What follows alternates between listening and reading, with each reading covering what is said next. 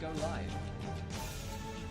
Hello everybody and welcome to Encounter Roleplay. My name is Will and we are back and we are playing some games today with the Croissant crew, as we've now been dubbed for all eternity. As we return with episode 2 into Tyrant's Thrall, and our dungeon master for today, or dungeon mistress, I don't know, is Louise. How's it going, Louise? Hello, I'm good. How are you? I'm good. I'm well. I'm excited today. There's going to be a showdown. There's going to be some tears. There's going to be some croissants. That much is clear. You always prepared for croissants. It really does, yeah. But no, I'm looking forward to today's shows. So I guess what we should start off with is we'll go around the cast and crew. Who are we playing? All that good stuff, and then we'll hand over to Louise to tell us a bit more about Tyrant's Thrall. So let's start off with the Speedo himself. Mr. Speedruns, how's it going? Or not so speedruns. I don't know which. How's it going, man? Nailed it. I am great and not muted anymore. You're going for a little quiet, by the way. I'm not so speedruns in chat. And today I'm playing Tyrant's Blackhammer. He is a blacksmith in this capital city. He worked for the city for a long time, providing arms. But when revolution began to rise, he had started his own blacksmith shop. And with that, he was a strong supporter of this revolution which has taken place here, and sold arms to the revolutionaries. As a result, he became quite wealthy off of the war, but it was all out of a great support for revolution and a hatred of the previous empire, which was taxing him furiously. He has a wife and a young daughter at home, and now that these new leaders have taken over and have started to go back to the old ways, he's determined to sort of get back at them for deceiving the people. Absolutely, yeah. He's totally down for revolution again. Let's try it again. Mark II. Let's give it a go. So that's Tyrus. We have Tool School back today. How's it going, Tool School? Hello. How are you doing? I'm well. Looking forward to today. Yeah, no, I am playing Flinrick, who is a bronze dragonborn war cleric, who is was a soldier of the first uprising of that occurred in this nation, and is sorry to see that it seems as though we might have another, but he is a devotee of the Red Knight, who is all about strategy. And strategy, sometimes the right strategy is lots of bloodshed. So if that's what it comes to, he's not opposed to war, but he likes to go in with all the information that is necessary. So it'll be interesting to see how this all works out. Yeah. But he's a little bit more, let's figure this out, and either, bloodshed and fire, or do we just chop off the head of the beast? Yep. Fantastic. That's Flinrick. I myself today will be playing Karazim, the half-orc who did not fight in the revolution, does not want war, despite being quite a big, burly guy. He's actually, conscientious observer, I guess, of the war. Did not partake. He thinks that while war might come again, it probably won't change too much because we tried last time and look what happened. So he's quite disenfranchised with the whole system, and doesn't really believe that we can affect too much real change. But he certainly doesn't like what's going on, and it's possible that he will fight for the future of his daughter, Polly, and his wife. We recently found out a bit more about Polly, but I'll let Louise explain in our recap. And we have Josh back today. So Josh, you weren't here last week, joining us today for the first time. So Josh, who are you going to be playing today, my friend? Hi, I will be playing Artie. Artie Dozen. Also sometimes colloquially known, although he doesn't like to brag about it, as the Prince of Thieves. He's 14. And he runs a gang of urchins, pickpockets and cut purses and They operate out of a place called Baker Street, so in the Old Quarter. So they are known as the Baker's Dozen. And he's generally kind of been associated with the revolution along the way, but not really until later in the uprising, where he provided some pretty key information, or his gang did provided some pretty key information that actually got some people from the revolution into the castle. So he's pretty well known amongst the commoners as being a troublemaker. He's always in it for a laugh, but a lot of the time, he's actually known to be quite generous, quite kind, and he gives back as much as he can to those in need, and is happy to go without himself to make sure that those around him get what they deserve, whether it's good or bad. Nice. Okay, cool. So, Louise, we're on episode 2, so we've got only a little bit of recapping to do. So, do you want to kick us off with a little bit about the campaign and where we are in it, I guess? Yes, certainly. Well, the campaign Tyrant's Thrall runs around the idea that the kingdom itself, Azumeth, was ruled by a tyrant called Ibis Saran, and a 5-year-long revolution was fought in the streets, led by a self-taught mage called Lariah Heston, who ignited the spark in the people initially. And together with Dent Ravok, the people's man, Tarion Lennings, an old army general who defected from the King's army to join the revolution, and Alifa Foran, a delegate from Mendara who heard and answered the revolution's call for aid, they defeated the king and his army and took temporary control of a vulnerable kingdom that had torn itself apart by war. And we joined our current party, the Croissant Crew, as asked by an old friend, Kellum Hartright, to investigate the changes in the leaders who seem to have recently grown corrupted. They found out that the city guard had been dispersed and replaced with treason officers brought over from Mendara. And in doing so as well, they encountered the head of the city guard, Joseph Chen, who was just blind drunk and out of his mind and very upset. And Tiris then attempted to light that same spark of rebellion in him, and hopefully his men too. They then just dropped him off at the first aid tent and let him sleep off the rest of his hangover.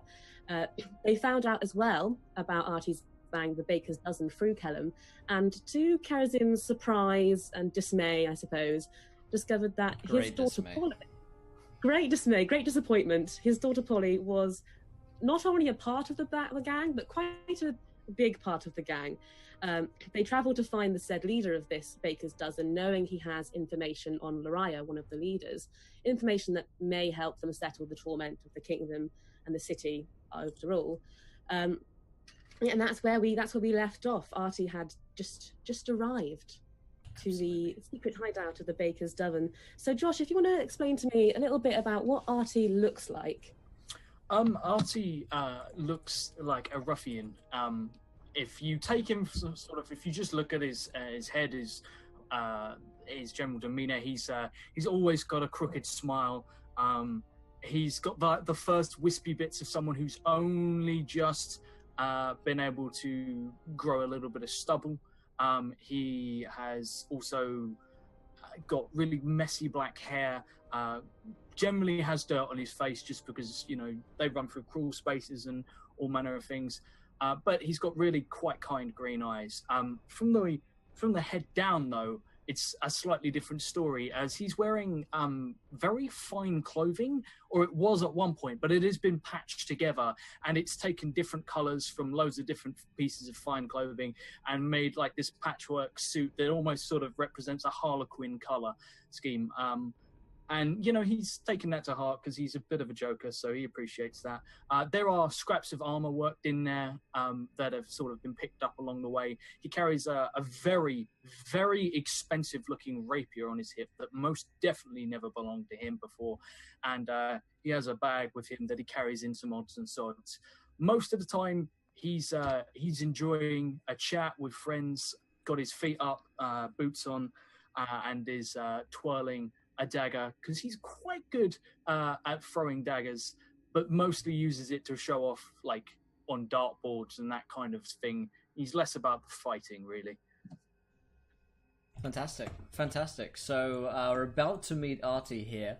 So just before we dive into the game, remind you guys of a couple of things. If you want to affect the game, follow, retweet, subscribe. That's how you can screw the players at all times. Check out underneath. Donate, of course, to affect the game. We give players nat 1s, nat 20s, wild magic surges, and the like. And we've been talking this week about Mechanica, Empires of Blood, and Steam, our sponsors for the week. I was talking about them just a second ago with the fantastic dice I was just showing off. But it's a great steampunk horror game, one of the first of its genre, really, and very much based a lot of my Call of Cthulhu campaign on that. If you want to go check it out, then there are sponsors for the week. You can find them here, !Mechanica at all time. You should see links going through the chat or in the title as well. So go check them out, send them some love for us, and check out the videos as well. They've got a great introduction to Mechanica, and in case anyone's interested, I will link that YouTube video in chat now, so you guys can learn a bit more about it. But I will hand over to Louise to dive once again into Tyrant's Thrall and my my inevitable parental failures that are about to ensue. Brilliant.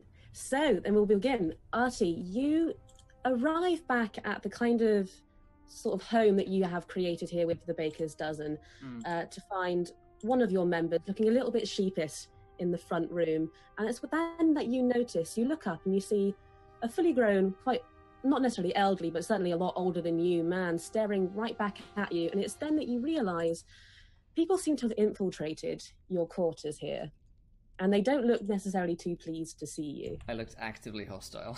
Actively annoyed. I throw down my croissant. Artie, There are all croissants everywhere. Yes, they're Artie. half-eaten croissants.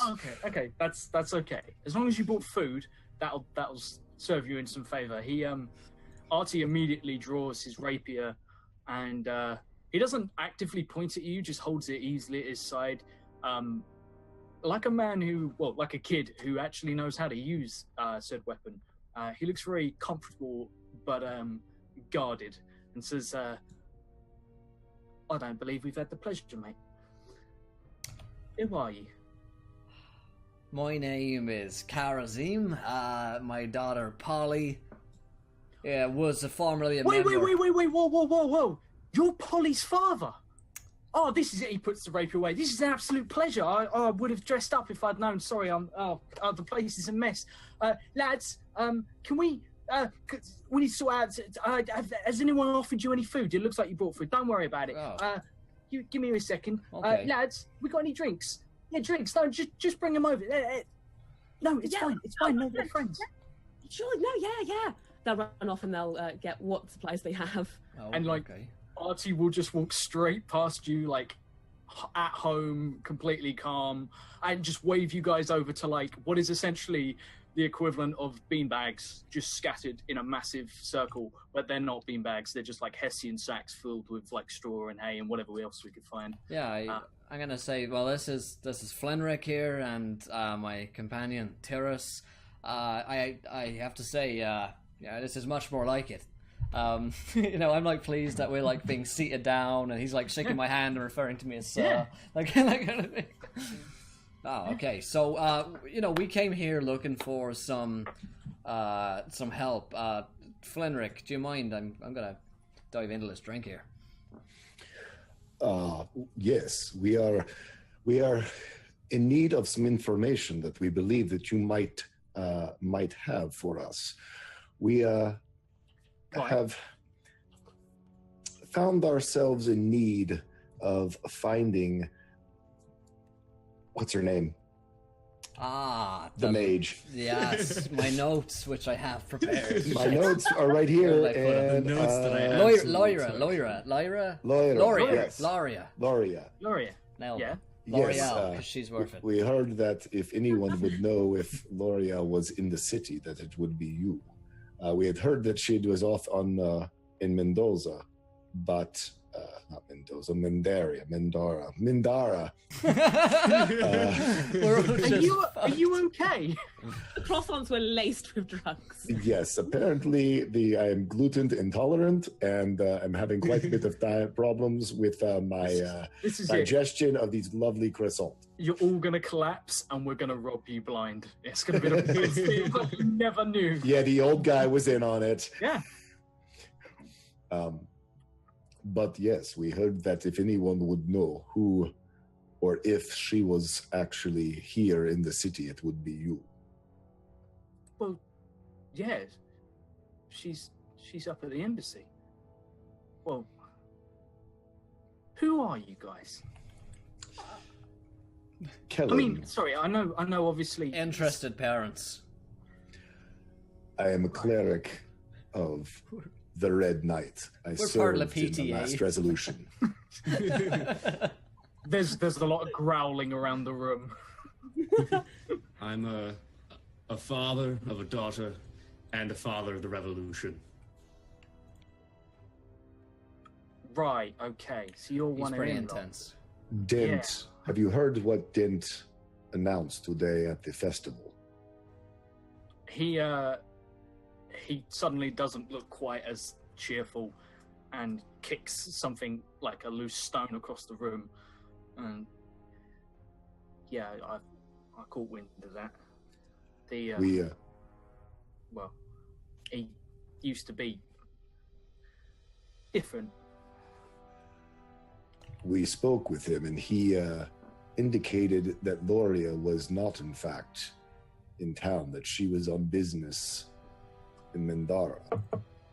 However, we have conflicting information that, well, with the Mendarans now seeming to populate the majority of this treason officer force, certainly her take on this would be most welcome. Right.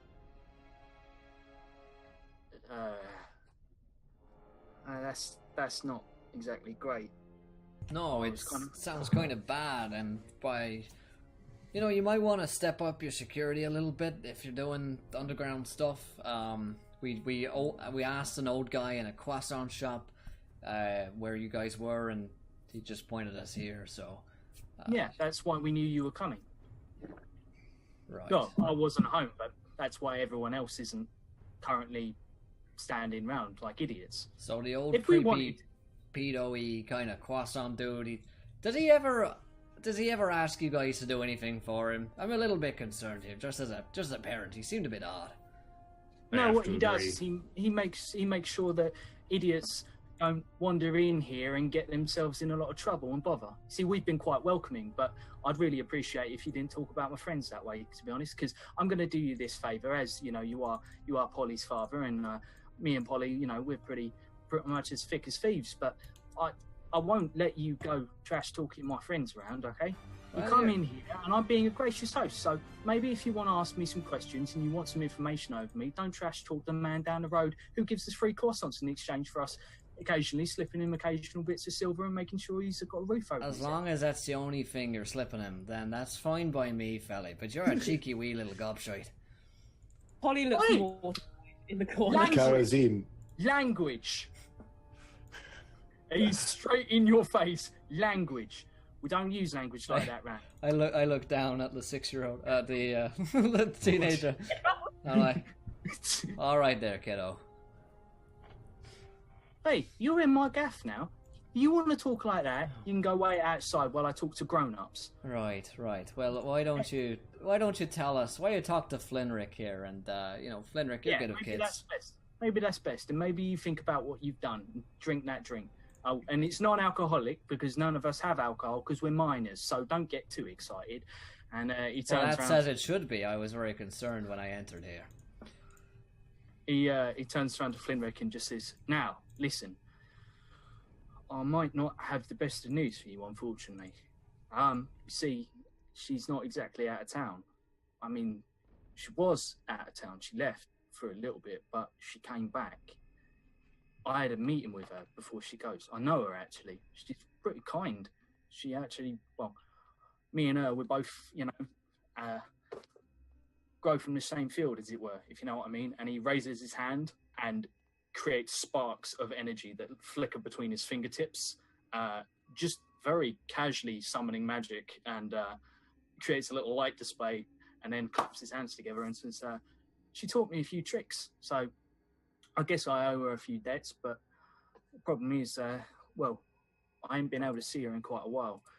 She's up at the embassy. Only she didn't exactly come back in the nicest of ways. They brought her back under armed guard. And, well, I'm not exactly sure if she was entirely willing. It was about, I don't know.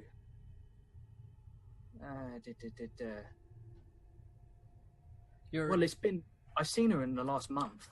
Did she come back the guard that she was underneath of? Was it a Mindaran guard, or was it of our own men?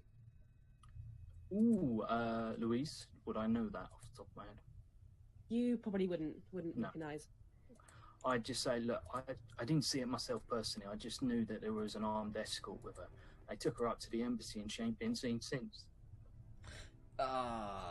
Your friend had said she seemed agitated. Was that the case when you met with her? Yeah. She said that she had gone and she'd there was plans for them lot to go out on a diplomatic mission to Mendara. And, well, apparently when they came back, it was pretty much like they didn't get what they wanted. I mean, I don't All of them went to Mendara. No, that's the thing. She stayed behind. Although she said she'd been planning to go. Okay. Interesting. So the three came back different, and then when she went, came back under armed guard. Oh, yeah. Okay, that's interesting. He said they didn't get what they wanted. What exactly was that? I don't know. Look, we didn't actually go along with them. I mean, there's only 13 of us, but look, all we know is that when they came back, they were super pissed off. Look, I mean, I'm not being funny, but you guys don't exactly hide your emotions particularly well. You kind of walk around with them on your sleeve. It's pretty easy for us ones to know, no one pays attention to the kids, so people say stuff loudly and don't realise kids are listening. We pick up bits and pieces, but all I know is things didn't go as planned, and they talk like he did, and he points to, he points up to, is it Kazim. Karazim. Points up to Karazim, and he's like, found the house like you. Karakazam. Yeah, that's how I remember. That's how I remember my name. I point to Alakazam and I say, yeah, they talk like him, proper foul mouthing and everything.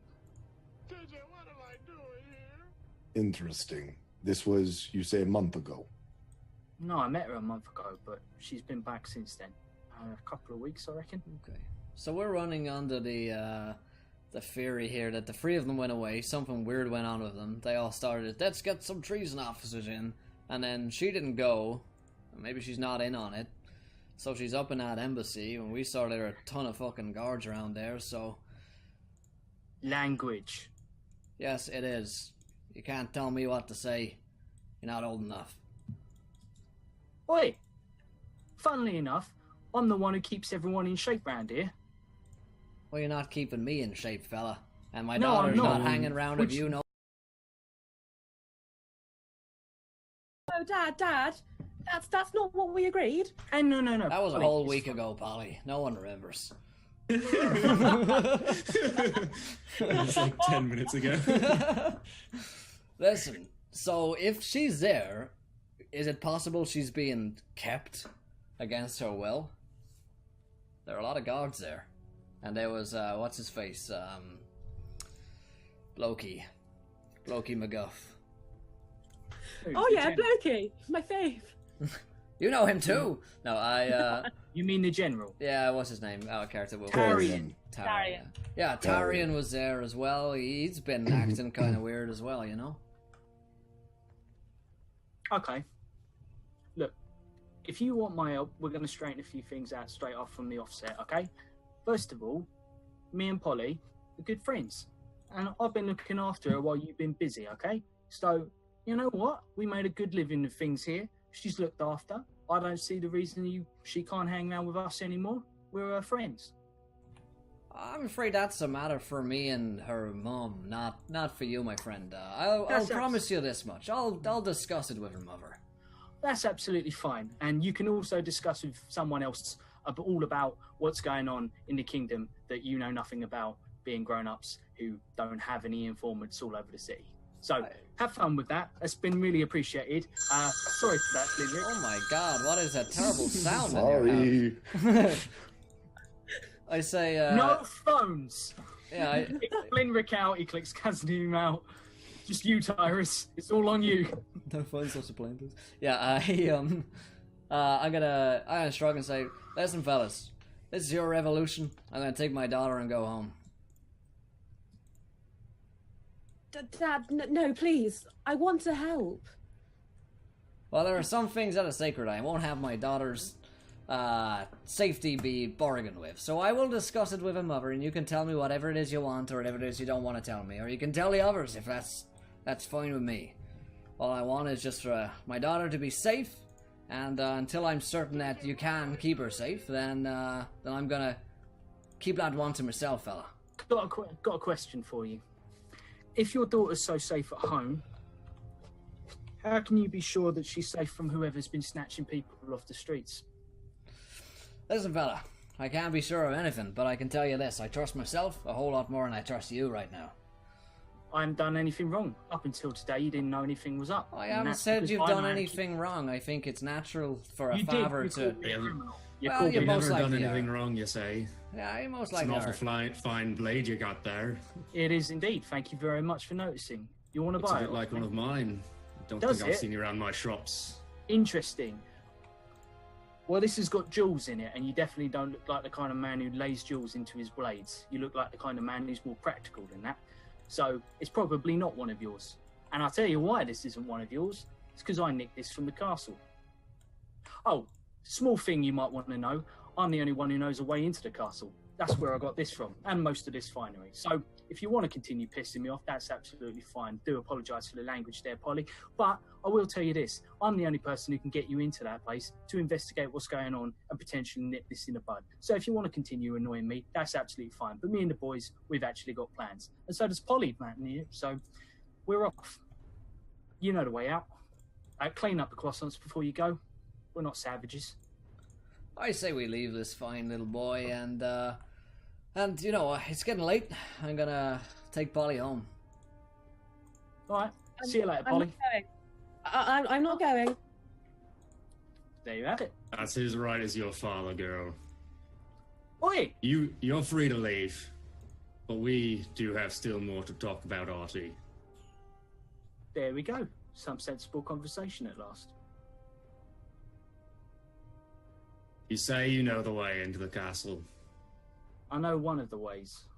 The one I would prefer to use, unfortunately, Dent knows about, which means that if he's in on this, we can't use it. Because he'll be waiting, monitoring for people to go in. Specifically, people who are being hunted down by this... What's this new brigade of his cause? Treason officers. That's it. Yeah. Well, if you don't want to get flagged up by them, we're going to have to go the other way. But I warn you, it ain't exactly pretty. I'm assuming through the sewer. Or Maybe, worse. maybe. Hey, I couldn't possibly comment until I have some assurances. I've got people to look after here. Find assurances. Yeah. More Cool. croissants. Are you for real? You come in here, you accuse me of all these things, but I've been looking after all this lot. What have you lot been doing? Come in here, accuse me of a load of things I haven't done. These kids all look up to me. I didn't ask for it, but I do what I can to make sure I do right by them. Make sure they've got food on their plates. Make sure they've got a roof over their head, even if it's full of holes. As long as you don't sleep under the holes, it's fine. Make sure they've got somewhere to sleep at night. I take care of my own. You want in, you got to earn my trust. It goes both ways, lads.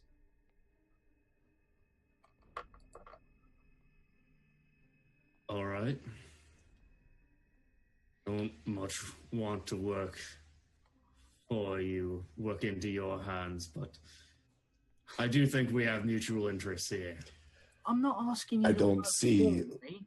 I'm asking you to work with me. God, it's not hard. Karazim, Tyrus, I don't understand this combative tone that you have taken with this. We are looking for information. We are trying to put together a strategy. This fine young gentleman who seems to have found his way in the world and not only done it for himself but for others, has the information we seek to formulate a strategy so that we don't have a recurrence of a war every year and a half. There is no need. Polly will look up to you with wide eyes and say, Dad, please, I know you're not particularly proud of me for what I've done, but I promise you, if you just spend half an hour with Artie trying to get this sorted out, you'll grow to love him too. Artie just like Yeah. like really, really flushed suddenly. Love is a very I mean, strong word.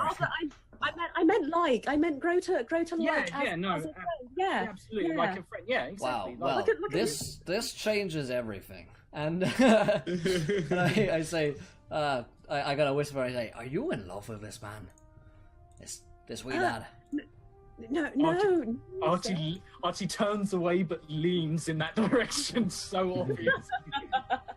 Because it is my duty as a father to make sure that he is trustworthy. If that is the case, if you have feelings for this lad, you can be honest with me now. We've talked about this stuff back when you were 6. I remember that talk when I was 6. Yes. I've never recovered. I never recovered. I have nightmares still. I suppose. But yes. Me too. Maybe. All right then, and I turn to what's his name, Artie, and I say, "Young man, if your intentions are honourable, then let us forget the past 10 minutes. Let us erase the unpleasantness, and let's start again. My name is Karazim," and I extend my hand to shake. Artie doesn't, and it's a pleasure to make your acquaintance, sir. Right, fantastic. Now, terrace, a couple of bridges to douse. Stop them from burning. Are you talking about Warden's Walk? The bridge? If you've repaired that bridge, if you trust him after what he's how he's corrupted your daughter. Hey. Why? There's no... Has there been any corruption? Artie's like, no! That's... If you trust him I don't with say your daughter, if your instincts as a father are telling you that we can trust him, I will go with you. I'm gonna give him a chance. That much is all I can say. Polly is beaming. She is very happy. Artie is not making eye contact in bright red. And we are not telling your mother about this. Agreed. We'll swear an oath right there. The new campaign goal. Yes. Don't let the mother know. Don't let the mother find out. There, my friend. See how easy this was? You know what? I've never met one of your type before. He points to the Dragonborn. Okay. Not up close. You're actually quite nice. You come across a little scary, to be honest, but I like you. It is part and parcel of the visage, so to speak. It is the way of my people. And he gives, you did the little sparking thing. He goes, we have a little bit of that spark in us too. And he lets his jaws light up with the lightning so it sparkles all around. Whoa! It comes in handy. That is awesome. Most humans don't get a little scared when you realize that there's more than words that can come out of this mouth. Yeah, no, I know how that feels. That's all right. Give me a second. I need to take care of something just before we go. I need to call a friend. Is that all right? Trust me, it'll be really helpful. We have seemed to have put our trust in you, my young friend. So I'm not going anywhere. And he walks over and sort of he goes to like a clearing on the floor, and he pulls out a small. It looks like the most battered diary or like little black book you've ever seen. He pulls it out. He sits down cross-legged and he starts making a few etchings on the floor, using like a really hard, stale croissant. Like just using it to like mark in the sort of dust around, and after a few moments, are you doing a summoning? Yeah, you've never seen one of these before. I have. Well, you're welcome to come watch if you want. It's just my friend Ren. I make a note in my diary whilst watching. He's got like, if you look at his notebook, he's got like a column down the middle, and there's like ticks in good and ticks in bad. Pros and cons. Pros and cons. I'm not sure where summoner comes under that. Yeah, a little bit of column A, a little bit of column B. Depends on what comes forth, right? The side quest is to get all ticks. That's the thing. You're right. That's my actual 100% completion objective.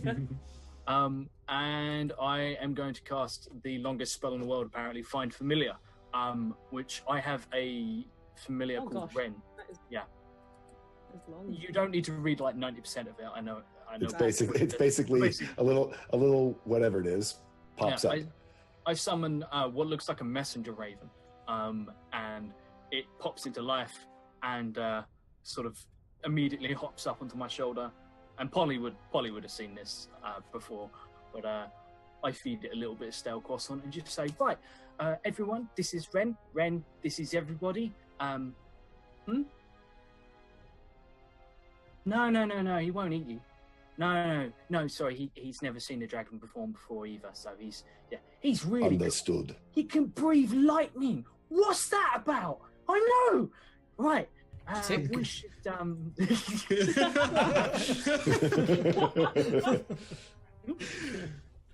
that's gonna haunt my dreams, that noise. Yeah. Right, So we off?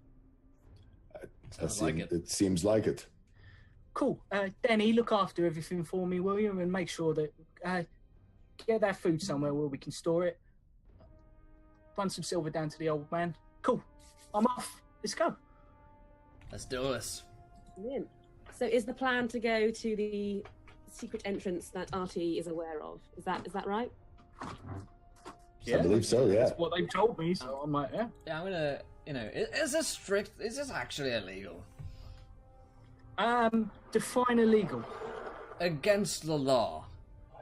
Define law.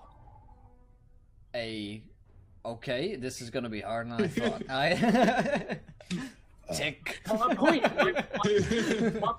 My point is this. It's illegal if you assume the people in charge know what they're doing and aren't corrupt. So you would consider yourself above the law? No, I consider myself someone who looks after my own, and that's that. You guys say that you're my friends, and if Polly trusts you, then, well, I'm willing to give you guys the benefit of the doubt, but... Look. So what I'm getting here is maybe a yes, depending how you look at it. Yeah, Kazim, pretty much. Currently, the law involves a group called the Treason Officers. I think the law is becoming very fluid at this point. Hey, think of the laws that we had underneath of Ibis. I'm not saying that the laws are just or right. I'm just checking if we are breaking the law, because I know what happens to people that do. This is my point. Flinrick gets it. Things at the moment, well, what's legal and what isn't legal is kind of a moving scale of things. I would think that if we are investigating or looking too closely at any of these leaders of ours, that we are in jeopardy of a disappearing trick.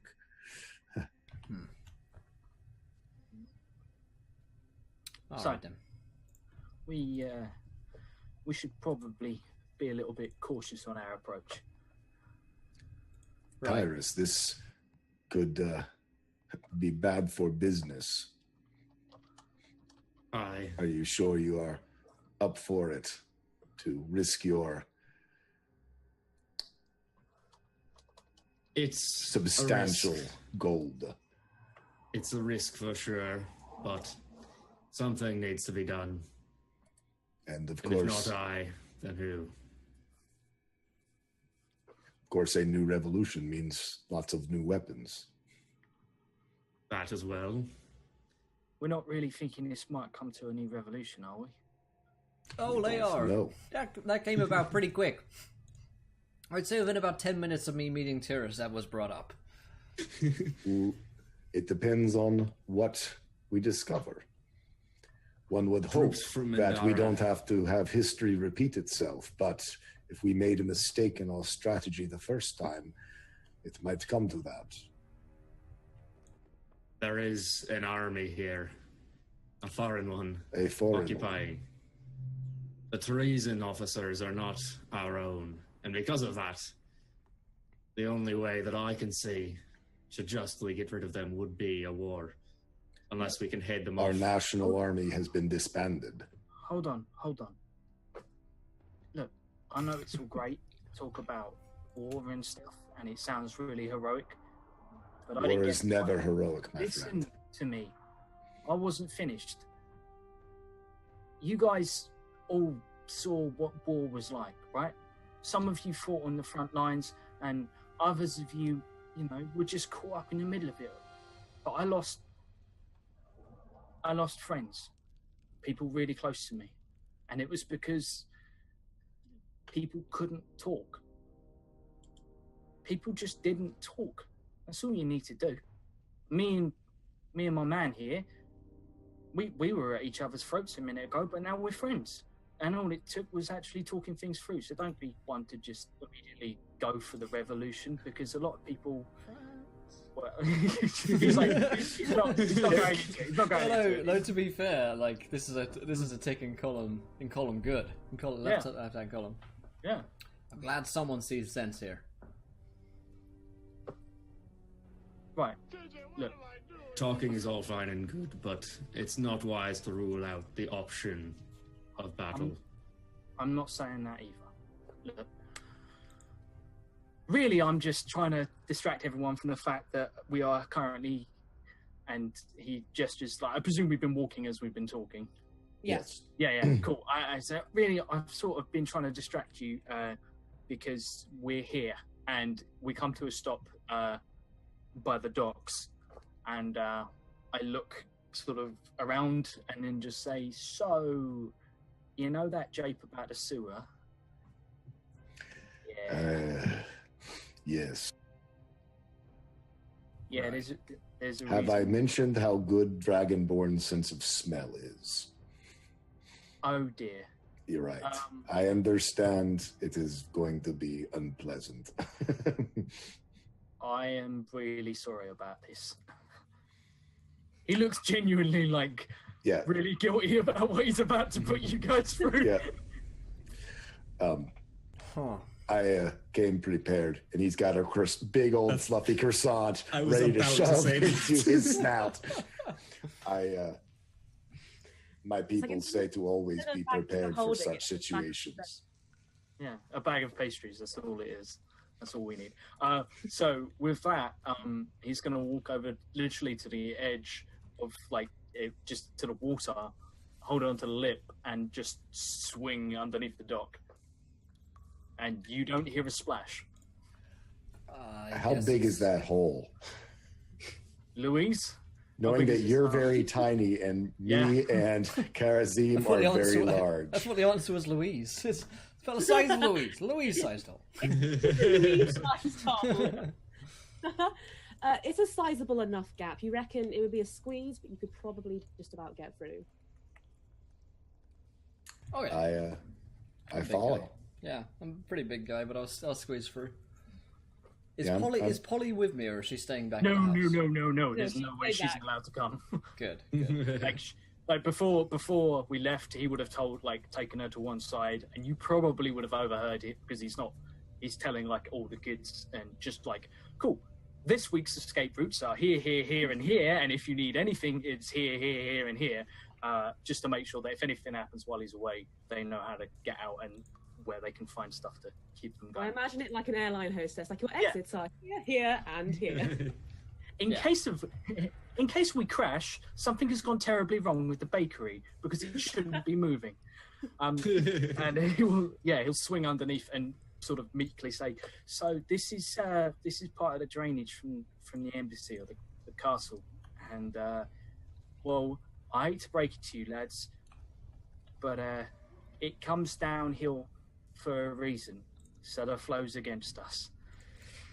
My apologies." And with that, he's going to walk over to what looks like a well-placed like a grate, and just very carefully twist it.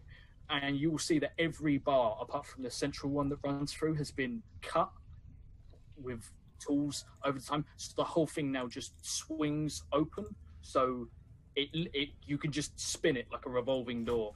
And he opens it 90 degrees and heads inside. And you hear him just, "Oh God, yeah, no, that's yeah," and cover his face. Yeah. All right. Frederick literally takes a croissant and shoves one up each nostril. As you do that, you roll a wild magic surge from Tickety Tex. This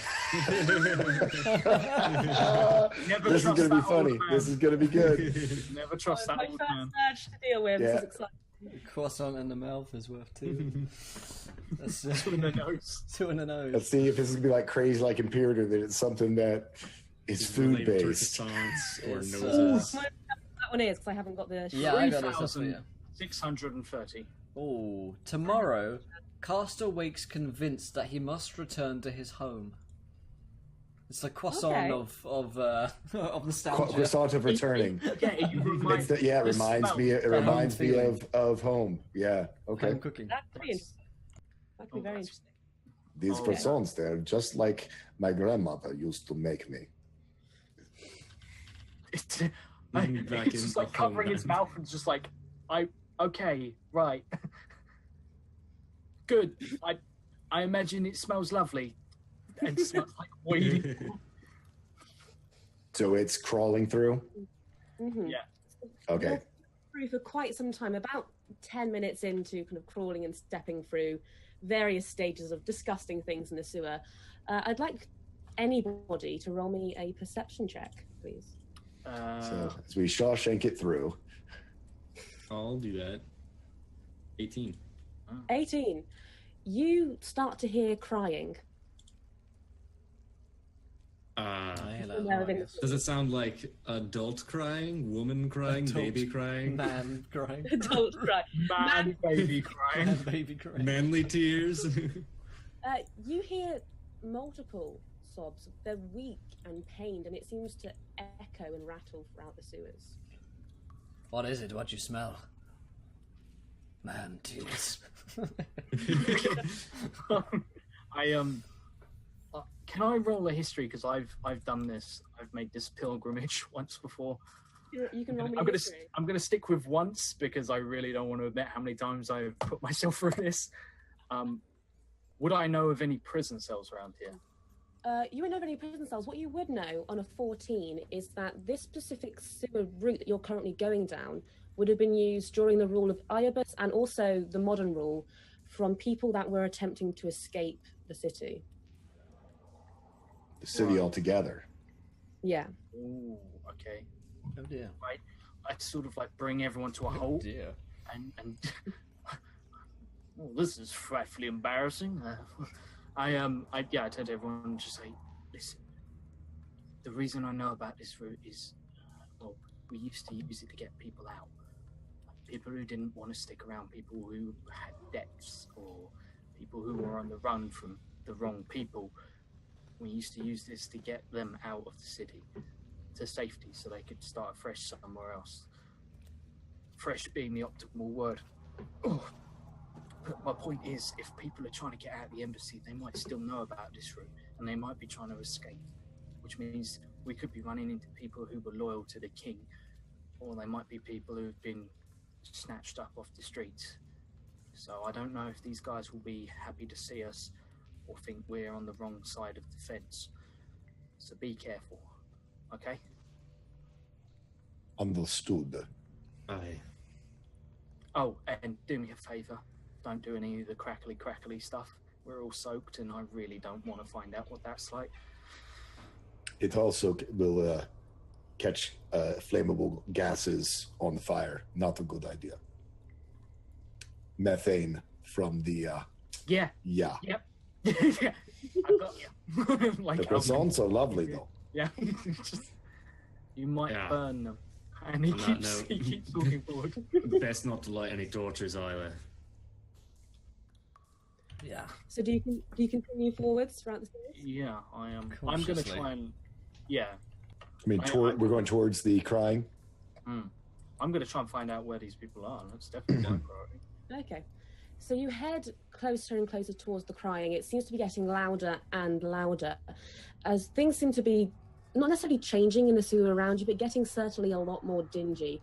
Gelatinous forms are dripping off the top layer of the sewer, and the rotting stench of decay fills your nostrils the closer you get to the source of the crying. I take a moment to stop and, with a gloved hand, scoop some gelatinous stuff off the ceiling just to see. And I'm going to summon a very small light. It's not fire. It's just like energy light, a little light in the palm of my hand. What does this ooze look like? It looks like congealed blood. Artie just completely freezes. What you got there, fella? Did you just taste that? No, I didn't. I actually had something in my teeth. No. Oh, okay. Hey, you can trust me, guys. Blood. I knew it. I knew it. Vampire! It's over. All alone with me in the sewers. What is that? No, What is that substance? I think it's blood. And I tell you for now, there ain't no kitchen or slaughterhouse around these parts. How did it get up there? It's dripping through from above. There must be people being held upstairs. We've got to get them out. We've got to get these people out. And like he starts like moving very quietly forward to try and find a way out of like the sewer area. Yeah. As you approach one of the next bends in the sewer, where the crying seems to be coming the loudest from, it appears that the crying is on the same level as you rather than the level above. You turn the corner, and it's there you see a 7-foot-tall gelatinous mass of decaying corpses. Some faces you recognize to belong to those who tried to escape the city those months ago, some more recently. These faces are contorted in agony, each crying out for an end to their suffering, but unable to stop themselves from lumbering forwards towards you. Oh my god, it's a moving mass of... A corpse pile is moving A towards us. corpse pile, correct. Oh, damn it. Flinrick goes forward and casts Turn Undead. Nice, give me that. They are coming towards us, are they? They are coming towards you. Fuck. Slowly, but surely. As quickly Should as I a take gelatinous care mass of this, my friends? Artie's behind you. What the hell is that? I will I've take got my that as hammer ready. I will take that as a yes. So they have to do wisdom saving throws, I believe. It is. Yeah, wisdom saving throws, and spell save is a 14.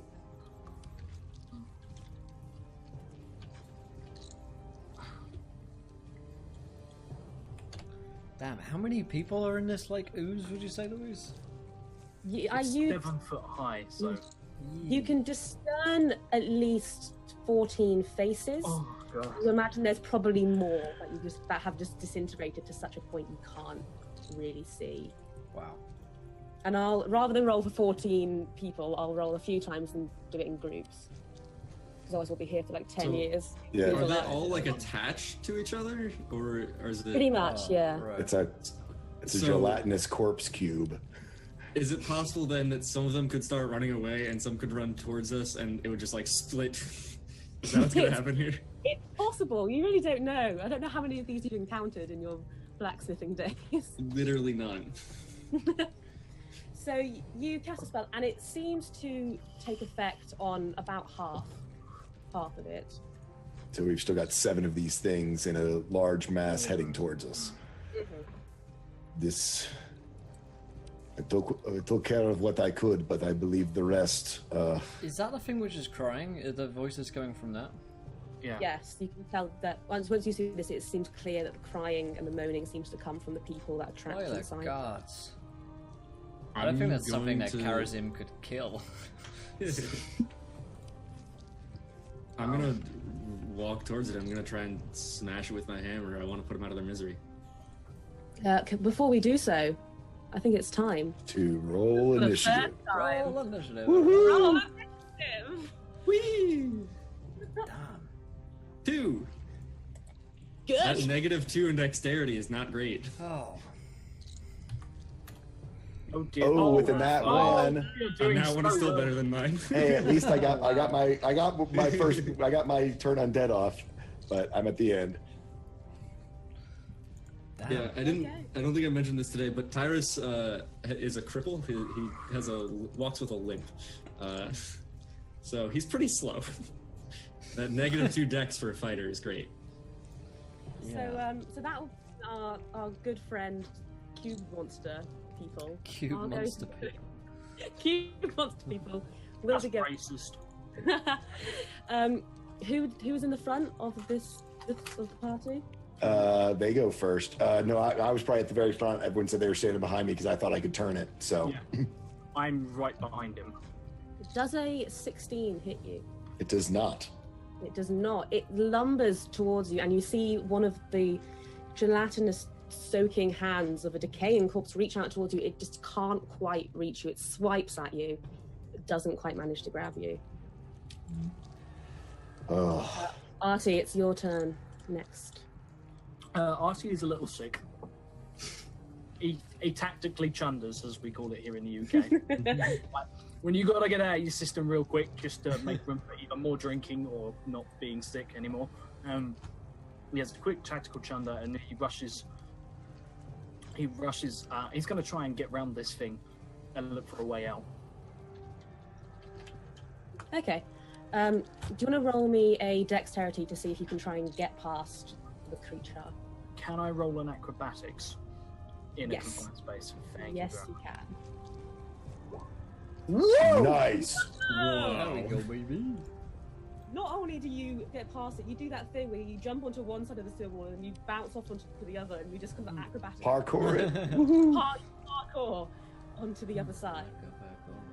Dick. Yeah. And That is impressive, my young friend.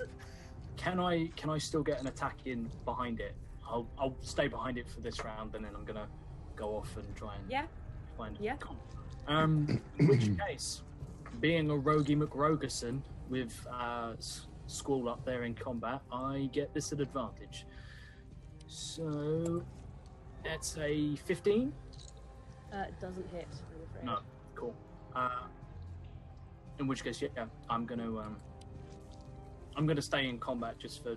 Actually, no, I'm gonna run, which they get an attack at me if they want it. So They will presume- take it. They will definitely take that attack on you. That will mean now they'll just let you go. You know, they're happy to let you go off on your. Wait, tell a lie. I These can guys are pretty disengage. cool. I can disengage as a bonus action, so I don't need to. So I disengage. Okay. Because Right, you're. I literally jump over, like stab and run.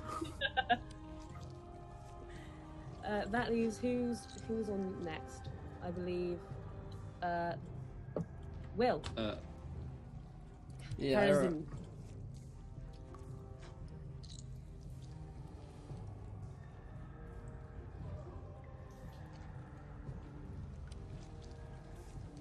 Oh wait, I'm here on stream. He's the the barbarian that doesn't fight, you know, and I don't think he's gonna fight a pile of tortured corpses.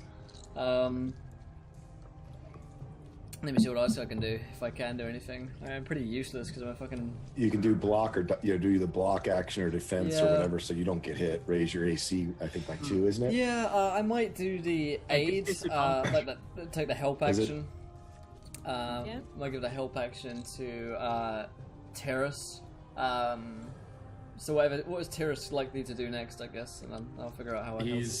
He's raising his hammer. He's ready to strike at one of these things to try and put it down. I guess what I'll do then is I'll distract it so that you get an easier hit in, so it's not looking at you. But Karazim isn't likely to raise an axe to chop off a tortured soul's arm or something like that. So I'm like, get over here, you great shite. And that's how I spend my turn. And remind me again what aid does. Does that give an advantage to? I think the help action should give. It gives them an advantage, I believe, on their attack. Combat we'll go with help adds advantage on the next ability check it makes to perform the task you're helping with. Yeah. Okay. So technically not an attack, but it could be an attack if you want it to be. Yeah, we'll use it. That's fine. Oh wait, And no, then it's the attack roll is made with advantage. Second paragraph. Okay. Yep. Flinrick, it is your go next. These poor tortured souls. Your souls must be released so that they can meet your gods.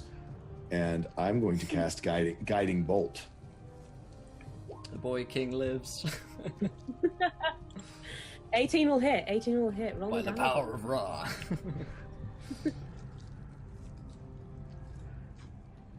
That does 21 radiant damage. Wow. Oh, damn. You burn a hole directly in the middle of this gelatinous form, but it seems to sink in on itself and get slightly smaller, but still coming towards you, but definitely wounded. A few limbs fly off and splatter against the sides of the sewer.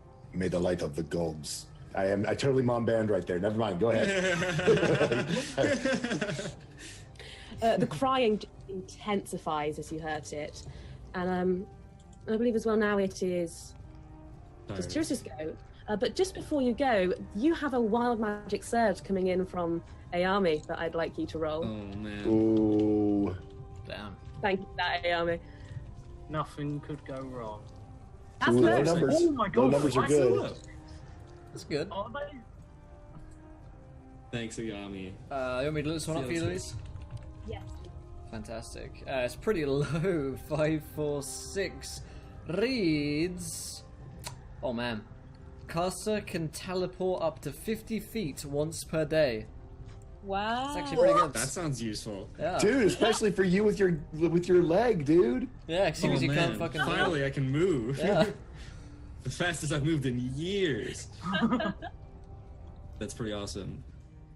I'm gonna save that because it'll come in handy at some point. But for right now, I'm just going to swing at this this guy right here, this big old thing. I'm gonna make it a menacing attack as well.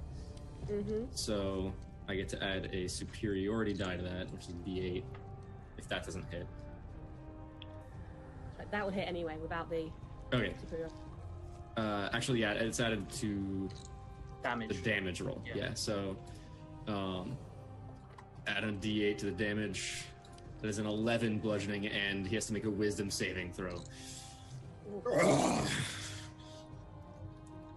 I have to say. He definitely does not get that wisdom saving throw in properly. He is frightened until the end of the next turn. Ooh, very exciting. You see the creature, it seems to contort in on itself as you attack it. More limbs seem to like splatter off. Gelatinous like forms of blood just splatter all around you, like even marking yourself and your clothes. And it seems to shrivel back from you, shrieking in agony. And as we do that, it moves on to its turn, I believe. So we run with frightened. Is that it tries to get away from you? Yeah, it has to can't move move as towards far away from as possible for me as it can in its turn with dash action. And it will. It will start. It doesn't get very far. It gets about 15 feet away from you, but it does seem to start to be retreating. This thing is slower than me. It's coming straight You at see, it's coming straight towards you, Artie. Yeah. All right, cool. Back off, you foul beast. With that, Artie, it's your go as it's coming straight towards you. I would like to find a way out of this place. How do I do that? I would like to be you- gone. You see, there is a sort of crossroads in the sewer going up towards you. You know that towards the left is the one that leads up towards the embassy. Do I know what goes? Do I know what goes right? To the right is going to be going to the Warden's Walk. Okay. Okay, right. So yeah, I'm going. I get to sort of like the crossroads, Mm-hmm. and I am going to.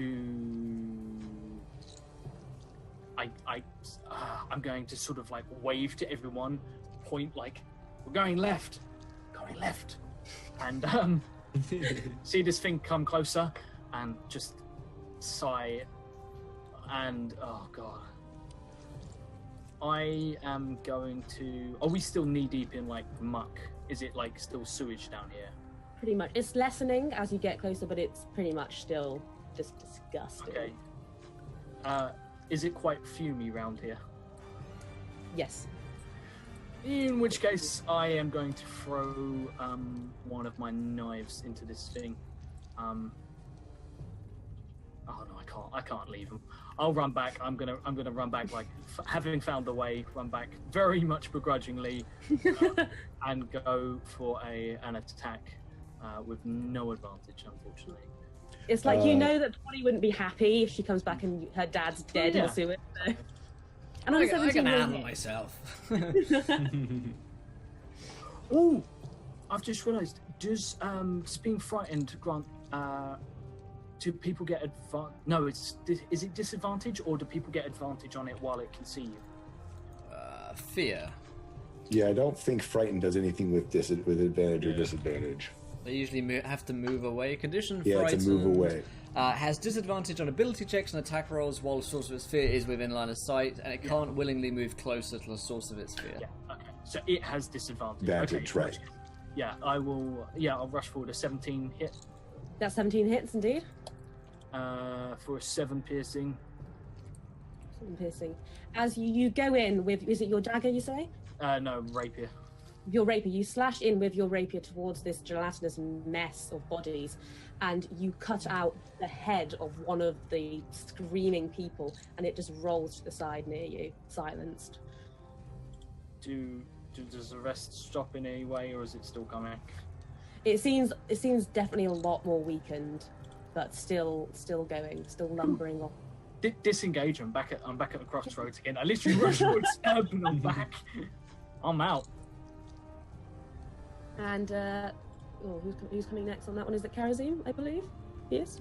Could be me, I think. Yes. So he's found an exit. Yeah. And I'm gonna go to that exit because Karazim's no coward. But if these guys look like they're gonna butcher this thing, okay? You see, it does seem to be getting a lot weaker. You're not necessarily sure if it's going to be going down within the next few hits or so, but it's not nearly as threatening as it was. Sorry, guys. I made like a half-orc barbarian, and I made him not able to do anything. It's alright. Our enforcer in yesterday's game was just like, I'm Yeah. pacifist, and I was like, okay. And my life hasn't necessarily been threatened yet, or any has it by the creature. No, it hasn't go against you yet. Yeah. Then I'll distract again. I'll take the help action to help Tyrus again with his hammer. That seemed to go well last time. And just try and distract the beast whilst, if possible, trying to move towards the exit towards the left, which Artie's found. You can sort of try and shimmy your way around it whilst it's both frightened and distracted, so you can try and almost get to the other side. Yeah, okay, yeah. I'll shimmy. Shimmy.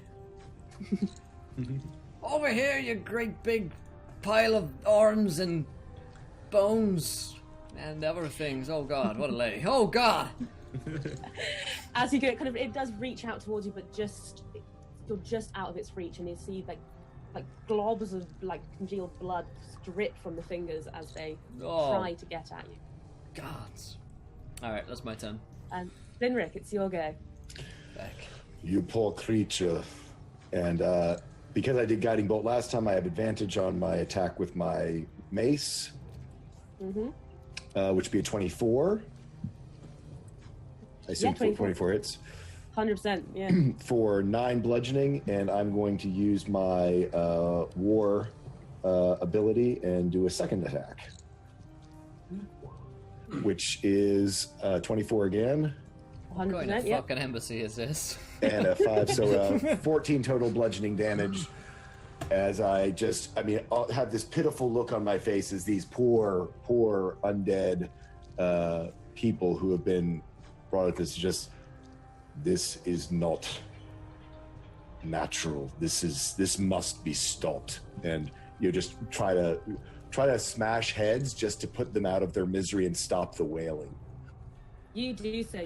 With your 2 attacks, you smash 2 heads in. They just concave with a sickening crunch as they melt away into the rest of the gelatinous form, and it heads stuff down the direction of the sewers back down towards the dock, mixing with all the muck and filth. There are about 2 forms left inside this gelatinous form. And with that, it is Grim. Tyrant. Tyrant, finish these poor creatures I want to off. see my ass. You're I'm muted. not that open-minded. Right. I'm gonna basically do the same thing again. I'm gonna yell over to Artie. Hey, youngling, this must be familiar to you, just like popping a pimple. And I Wow. miss entirely. And yes, Artie's being he sick. has flawless skin. He has no idea what you're talking You do have advantage on that one.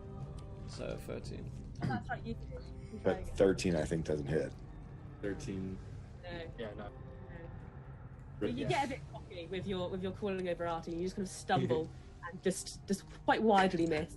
Slip in someone's head ooze. Yeah. Yeah. And if you were like joking around, Artie's a 14-year-old pickpocket. He's being sick violently in the corner. Like, he's traumatized. Poor kid. This is how you learn. Builds character.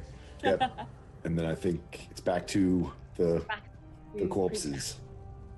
Nearest to the creature right now, I think is Karazim, right? Am I Either him slipping by or I was hitting him point. I'm in melee, Tyrus is in melee, and Karazim is slipping by. Yeah, I'm slipping by, so. It'll go for one of the ones that is trying to attack it. So, Floric, it's going to try and attack you. It's going to reach out towards you. Makes us a disadvantage, but then it makes a wisdom save at the end of this turn to see if it breaks free from the fear. Oh no, the fear from my thing only lasts for 1 round. Oh, does it? Yeah. Okay. Does it 16 hit you? It does not. It does not. It's very much dilapidated now, and it's weak now, and it's almost pitiful as it just reaches out weakly to try and get you and just swipe harmlessly in the Yeah, air. I just block with my shield and just, you poor creature. This is unacceptable to any god for you to go through this. And with that, Artie, it's your go. You're at the end of the kind of area of the sewer, Puking. puking violently. No. I turn to Karazim and I sort of like put my finger to my lips, like quiet that way, and then I like with Ernest I just say I can't leave him back there, and I'm going to run forward, and this is really, really gross, but I'm going to put my rapier away, punch into this thing, and I'm going to firebolt in directly in the center of it to try and not set the gases off around, but I can't let this thing walk free. So, Roll that for me. this is I get it at advantage? I don't think. I mean, we might be flanking it. I was gonna say I think that's it's DM's call, since you said you basically were sticking your hand in it Yeah. instead of doing it from range. But that's your call, Louise. Of I whether think- it like gets doused by the ooze or something. I think it's weak enough at this point that you can definitely get an advantage by just completely sticking and merging your hand into it. I do nothing. And I can't. You just you're as you put your hand in and you feel it start to get sucked in, as if it's starting to, the justice form is creeping up your arm, and you're going to have to make me a strength saving throw. Oh, good. My best skill, absolutely by a long shot. Nat 20. There we go. Just like jumps up, Superman Adrenaline. sort of punches into this thing, rips his arm free and is just like, again sick, but it's just like. No, you manage to get your hand out. It starts to try and consume you into its form, but you manage to just rip it out with surprising strength. With no Adrenaline modifier. does wonders. Yeah. Oh my god! Oh my god! It has my arm. Ew. Totally grossed out, man. Karazim, what are you up to? How much left is there of this Not much. thing? Not much. All right. I'll hit it. It's like, they just now half-heartedly. you're going to help now. I'm gonna like stamp on the last bit of it that's like clawing its way on my like. I'm imagining the hand from Pirates of the Caribbean as in like the desk drawer. Yeah. And it's like coming after me. I'll slam it. A nat 20. You should do this more often. Yeah, the orc. The orc barbarian should fight. more. Minimum damage, take 7. Long as possible. You step on it and it just explodes underneath your foot. Oh! Splatters back up at you, Ugh. at your clothes and on your face. And the crying stops. And suddenly there is silence in the sewers. Artie literally just the second it stops, backs away, like takes a long deep breath, puts his hands up either side of him and just sort of doesn't touch himself but like wipes himself down. You just watches all the filth, all the grime, everything that was on his clothing immediately washes clean as he uses prestidigitation, which is the best cleaning spell in the world. It really is. It really is. If you didn't, you would be washing yourself off with sewer water. Yeah, exactly. Yeah, And then I did turn that in around Open Legend the other day. and I turn around to Kazim and immediately like clean Kazim and go around to all of you and just like not looking Nice. at this thing, just clean everyone off. Yes. Can we address what the hell that thing was? My friend, could you gather it into a central location? This remains with your arm-waving magic. Oh god. Give me a second. I'll just pick up a big chunk of it and start scoop moving it. it. Give me a second. We don't know. It might be contagious. We don't know. Just stay away. I've got a way of handling this, and I am once again going to do like a summons, which is because it's okay. I don't need to spend. I can. Okay, that's what I was going to say. That's what I was saying. Just prestidigitate. No, seriously, because I took ritual caster because I'm. Oh, a gotcha. and I get 1 feat for free, so I've taken ritual cast. So I ritual cast, and at the beginning, like nothing seems to happen. There's like this swirling of golden magic, and it seems to sort of form a humanoid in front of me, and then it vanishes, and there's just nothing there. And I just point to the empty space, and just say, push them together, get them in a burial pile. And there's like a moment's pause, and then the body parts just start piece by piece starting to move as I'm casting Unseen Servant. Once they're all gathered together, I just go over, and it's not a flame, it's radiant. I go over and basically just burn it down with sacred flame, radiant damage, just to and sort of say rites over it and just say, lay these poor souls to rest. They did not deserve this fate. And just burn it down with sacred flame, which is radiant, not fire damage, in case there are fumes or anything. Just before he burns it, Louise, I'm going to take one look. Is it possible to see if I recognize any of the people here? You can take me a perception. Okay, yeah. Just going to give one glance at like a couple of their faces. No idea. I'm like, No.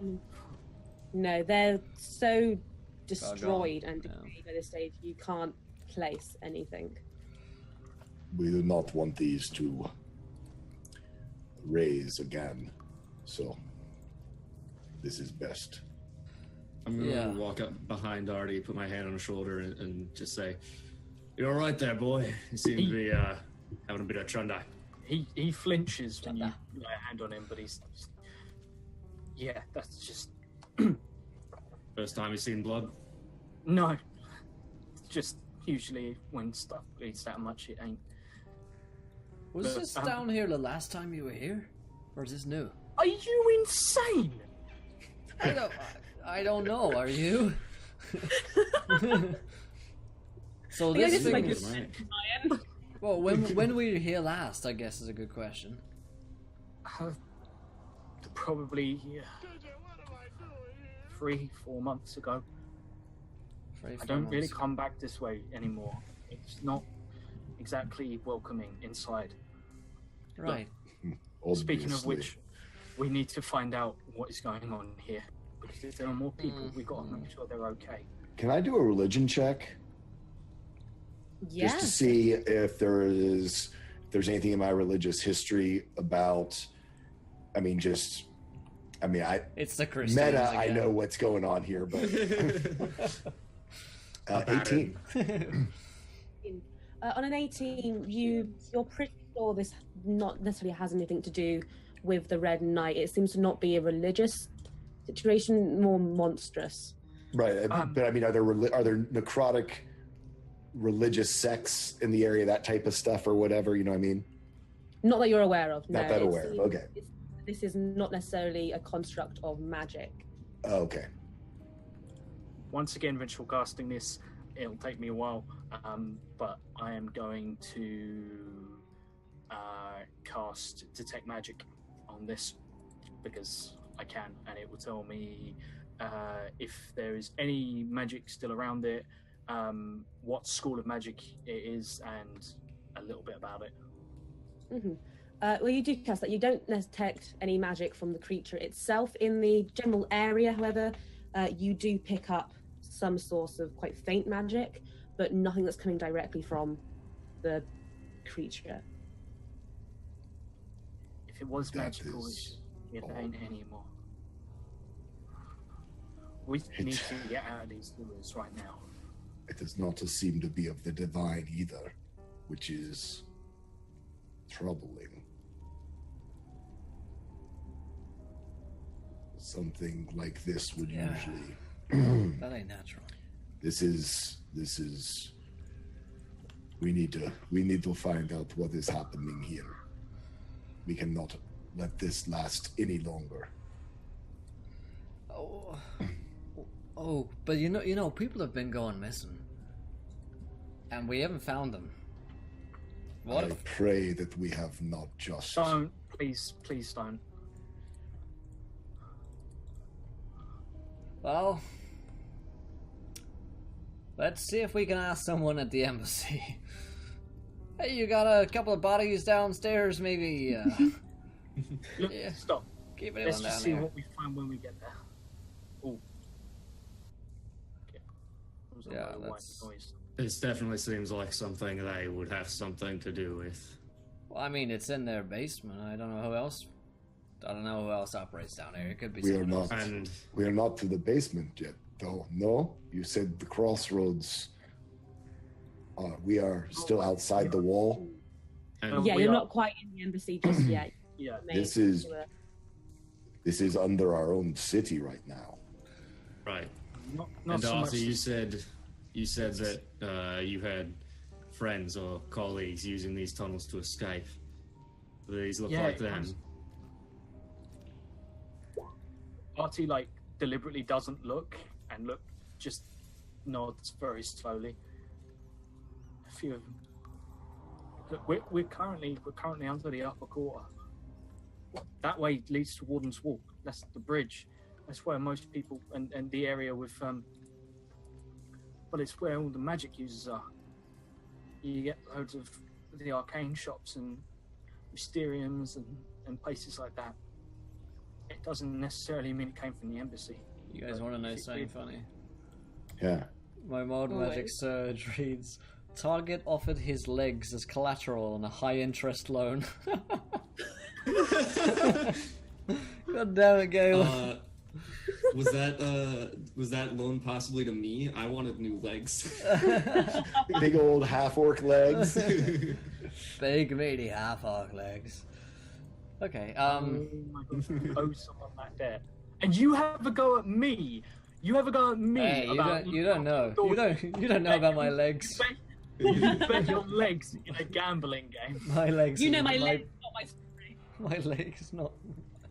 So I'm gonna say we don't know if it's the embassy. We don't know who it is doing this, or if anyone indeed is doing this. Maybe it's just a weird thing.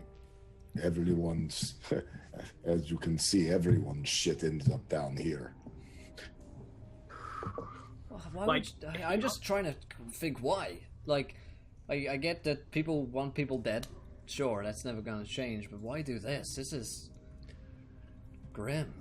Well, as I said, it does not seem to be a part of any religious ceremony. He says it is not magic.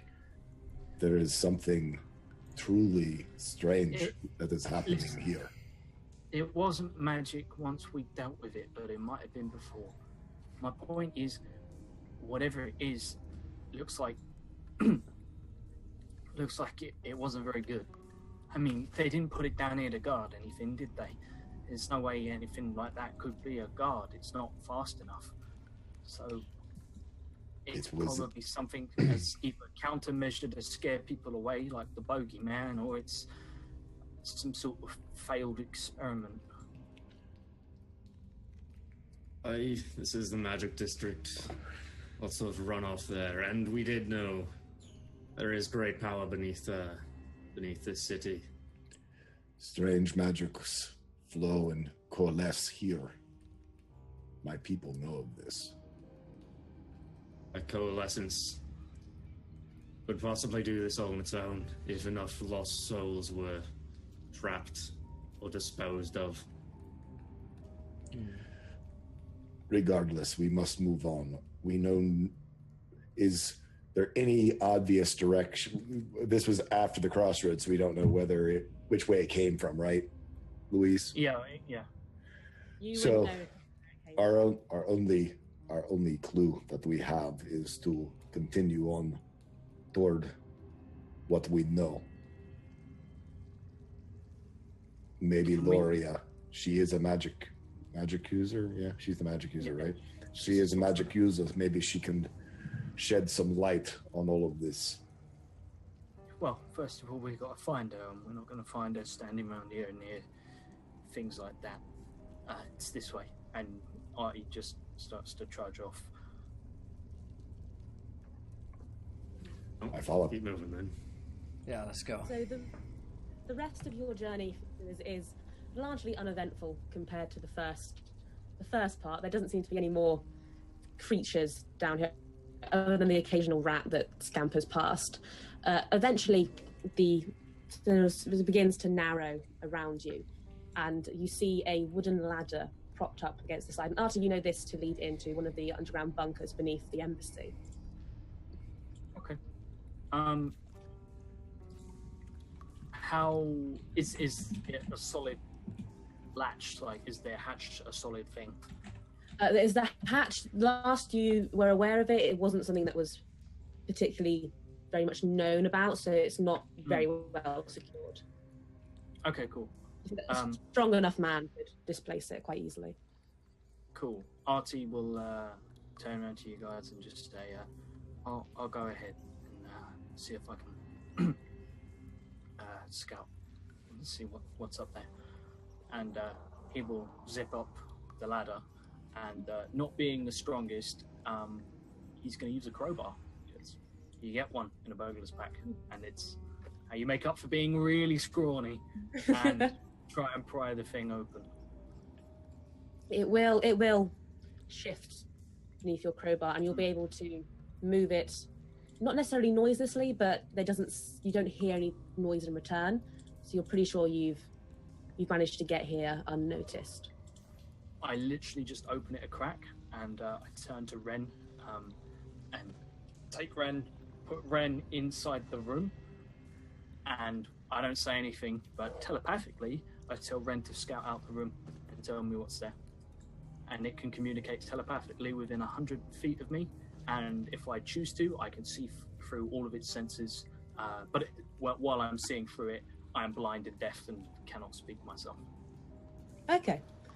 Well, as the raven sort of gets out into this room and perhaps even takes flight to look around it, it will either speak to you or you'll see through it that it seems that these underground bunkers that once were perhaps a cellar seems to have been turned into a makeshift set of jail cells. It doesn't necessarily look very secure, but there are a few kind of quite large cages in the room, 2 of which are locked, 1 of which the door stands slightly open. Is any of them occupied? None of them are occupied. There is also a staircase to the far side of the room which leads up and into the embassy itself.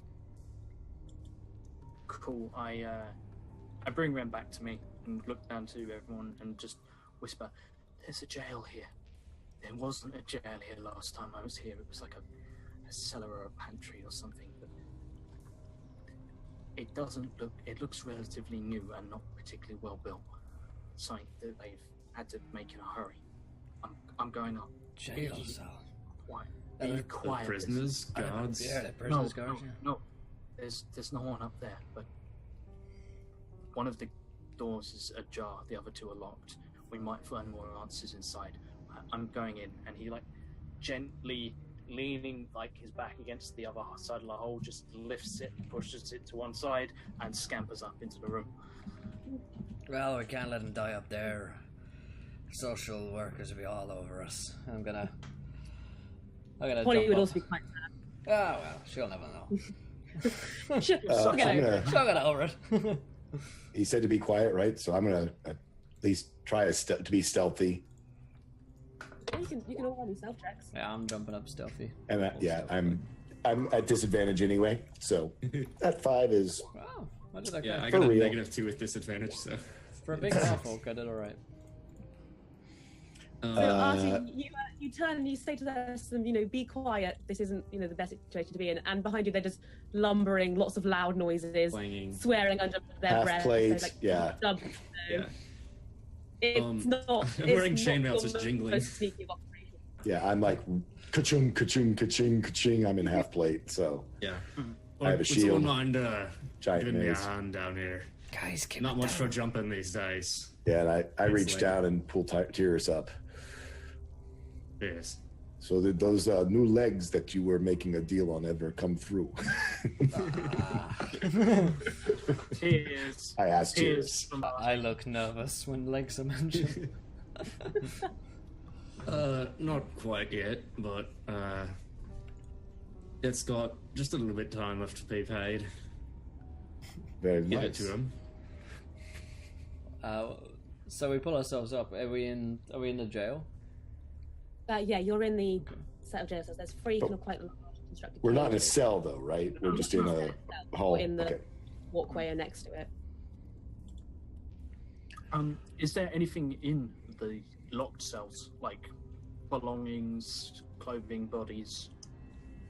You see a few. The cells are occupied by bedrolls and straw. You can't necessarily see much else. It's possible there's something in the straw, but you're not 100% sure.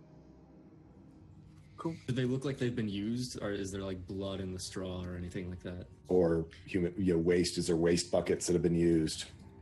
In one of the cells, there is a quite rusted-looking bucket, which you imagine to have been a used waste bucket, and there is a statement of like quite muddy footprints as well in the second cell. The third cell looks unused, and the first cell is opened. I'm going to go over to the second cell and give a crack at picking the lock. Give me a roll. 13. That's enough to shimmy this lock open. They're not particularly the best made of jail cells, as I mentioned. They were made in a hurry, so you can crack that lock open and get inside. I'll have it. Like it takes him a couple of attempts, like quite shaky hands, and he goes in and sort of it's going to take his rapier out and start shifting some of the hay aside to see if there's anything hidden, any notes, anything left behind by the previous occupant. Yeah, give me a perceptionano checkalado on that one. Oh yeah. An 8. I'm so good at this. You're really great. You find some straw, you find hay, You find a bit more straw as well, and you're very proud of your findings. But other than that, you don't find much. Just like, hey. and then I'm like, there's nothing here. We can. Shall we go up the staircase? Let's just go up. Let's just get out of here. Maybe you should go check first before we go clanging up the stairs. I'll scout ahead. I might be able to sort something out. If you had an escort, then that might help. Give me a second, and I'm going to sneak up to the top of the stairs and peek out to see what I can garner. Can give you another perception check. See if you're. Wow. Ooh, That's look at you more. with the 20s. That's 3 today. Yeah, you see there are a number of armed guards patrolling the hallway that the door leads open to. Cool. Do they look like city guards? Do they look like these new and improved, what they called? The treason officers. You know, Yeah, from Mindara. Some of them are dressed in different uniform, different colours. Perhaps that represents they may be treason officers. The rest seem to be guards that are specific for the embassy and for protecting the 4 leaders. Okay, cool. I'm going to turn. Is there anywhere in this room we can hide? Apart from back down the hole, like we hide, like just from where the guards are, as they come down the stairs. There are a few large crates scattered around everywhere. Other than that, it's just you in the cells. How many of the prison guards does he see? You see 7. 7. Okay. I will turn around to you guys and say, there's 7 guards up there. I can distract a couple of them, or bring a few down, and if we take them out, then we can grab their uniforms. You guys can do that, right? Me, I can sort myself out, but... I do not tend to blend. In which case, what if you were a prisoner? What if you were a prisoner? That's good work. It is, I've certainly made a spectacle with Tyrant earlier. Maybe I could say that I was angry that he did not accept me into his ranks. Okay. And spoke out against. Oh, that could work for me too. Although I am quite good at blending in if I need to. Look, I'll see, but I'm gonna need you guys to hide in the crates. Can we fit in the crates? Are they that big, or is it more like we pile of crates and we stand behind it? I mean, what do we get? Yeah, like, I mean, whatever you guys can do. That's what I'm asking. I'm asking Louise, can we make some sort of a hidey hole for us, or by moving crates around and such? The crate's perhaps big enough to fit a large human, perhaps not a dragonborn. Yeah, or a half-orc, I assume. If we stack them... You could crouch behind it, certainly, but you don't... Yeah, that works. Yeah, light. How's the light down here? Low, torches, what's up? It's very dim and dark down here. Cool, well, yeah. Is there any light sources? There are light sources, 2 of which are lit near the door. The rest are all snuffed out. I snuff out the ones for prestidigitation. I just...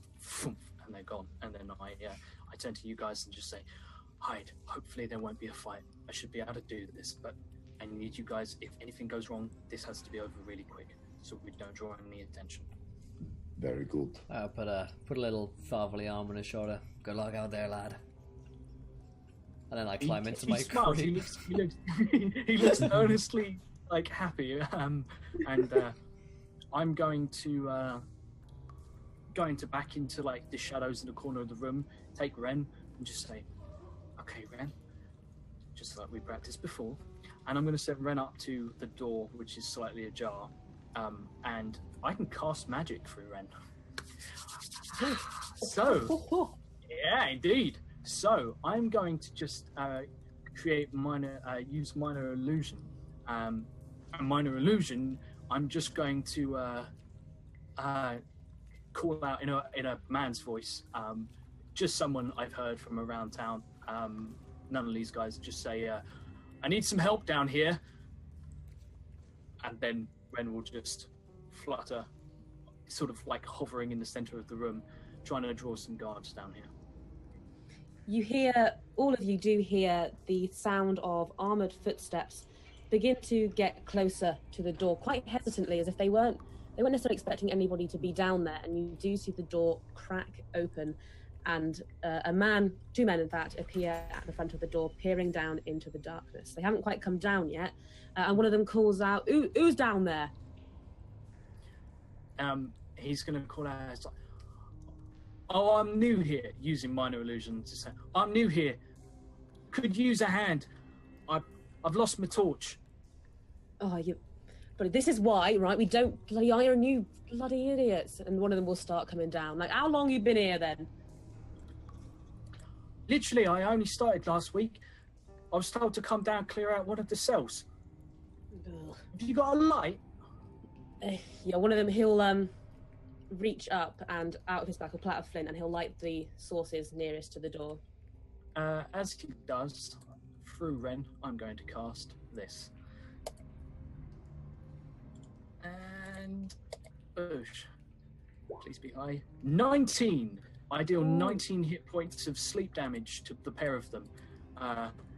If that would, it Sleep starts damage. with one, who will be the guy at the top of the stairs. If that reduces him, basically, if that takes up to his full hit points, he just drops unconscious like that, and then it passes over to the next guy and does as much as it can to him. And if he passes out, it would go on to another person, but there's no one else.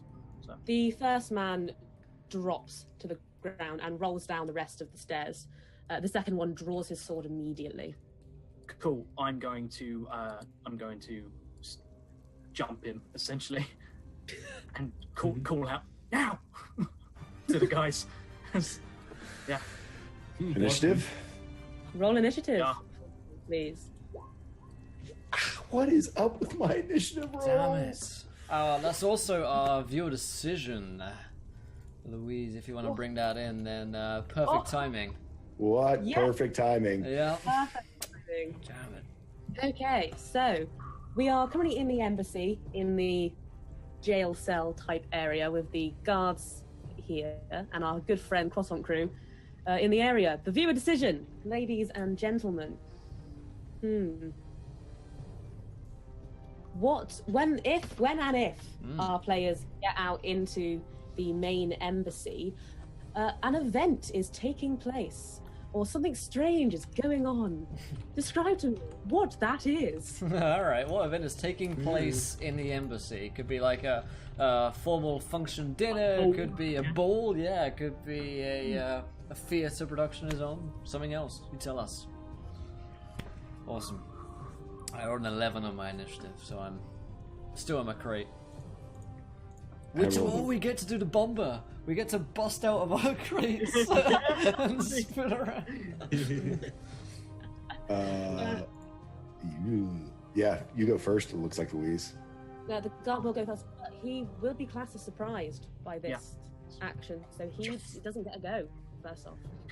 I am coming straight up behind him, and this is non-lethal. I am going to add advantage for surprising him. Nat 20! What is up with you today, man? Fucking hell. Bro! Go play the lottery This or is what whatever happens they've when you got over play a there in good England. character. Yeah, exactly. You should do this more often. It's been a So, whole crazy that's- week in that 20, man. That's that, and then on top of that, I get sneak damage, and he's already taken sleep damage, and it's doubled for being a crit. Sleep damage So- doesn't count. Yeah, it doesn't count, but no, still. Yeah, unless you knock him out entirely. But That's nothing. as soon as you've done more non-lethal damage than the total of the sleep, I'm assuming he goes to sleep. So how much damage is that? That is 16, 25, 27. He's out. He drops down. Yeah, cool. I jump up onto his back and like my rapier doesn't have an edge to it, so I just like lift his helmet off and as hard as I can swing it into his temple and just cold cock the guy drop to the floor and then just sort of like give a little bit of a bow to you guys. Just like as you're all clambering out, you guys like, shh. It's okay. Grab your uniforms real quick. And with that, the man before you, you watch as he just goes, right, Tyrus and Karazim. Karazim. God, that name is really tripping me up. Yeah, it's either Kazim or Karazam or Karazam. Tyrus and Karazam, you guys grab the uniforms, and I will spend my second spell slot and do this and disguise myself. And I now look exactly like the guy I just cold-cocked. Armor and everything. You do. You look like a strapping gentleman. Indeed. Say, gentlemen, sheath my sword and just say, we should be on our way. I would hate to keep whatever you old people say and do things happening. I'm sure there's a function. Great event, a ball. Okay. This is what happens when you don't go to school, boy. When do you find the time for school? I was educated, but that's none of your business. Overrated. Oh god. Exactly. Tick. Tyrus, do you want to take me into custody? I could do that. Don't hold it against me, though. Yeah. Don't worry, I won't bite your head off or roast it with lightning. I'd say Right. Yeah, I'll take some rope or if we have like shackles lying around from the prison. Just Rope kind of would be preferred so I can get out of it, but if shackle is all we got, I understand. I have rope, so I'll tie you up, but like it's a slip knot you can easily get out of. Yeah. I will go over to Flinrick and just say, your weapons. There's no way I can fight with them, but I'm more fast and that's my business. So I can just hand them off to you real quick and then Have them close, please. And he hands you the big, his Red Knight's mace, which has the big knight chess piece as like the head of the mace to you, and this big sword that has the knight chess piece on it, chess piece on it as well, like gaming chess. Right. He like just holds them awkwardly with his rapier on his hip and just says, we probably want to search them just to see if they've got anything. They might have orders or messages or something like that. Usually they use guards to ferry messages around. I am already tied up. I start searching one of them. Mm-hmm. Do you want to give me a check? See what you find. You'll find something, I'm sure. Investigation. But what will you find upon this gentleman? A 21. Yeah, the rolls, man. What? I find his deepest. You find his deepest secrets and desires.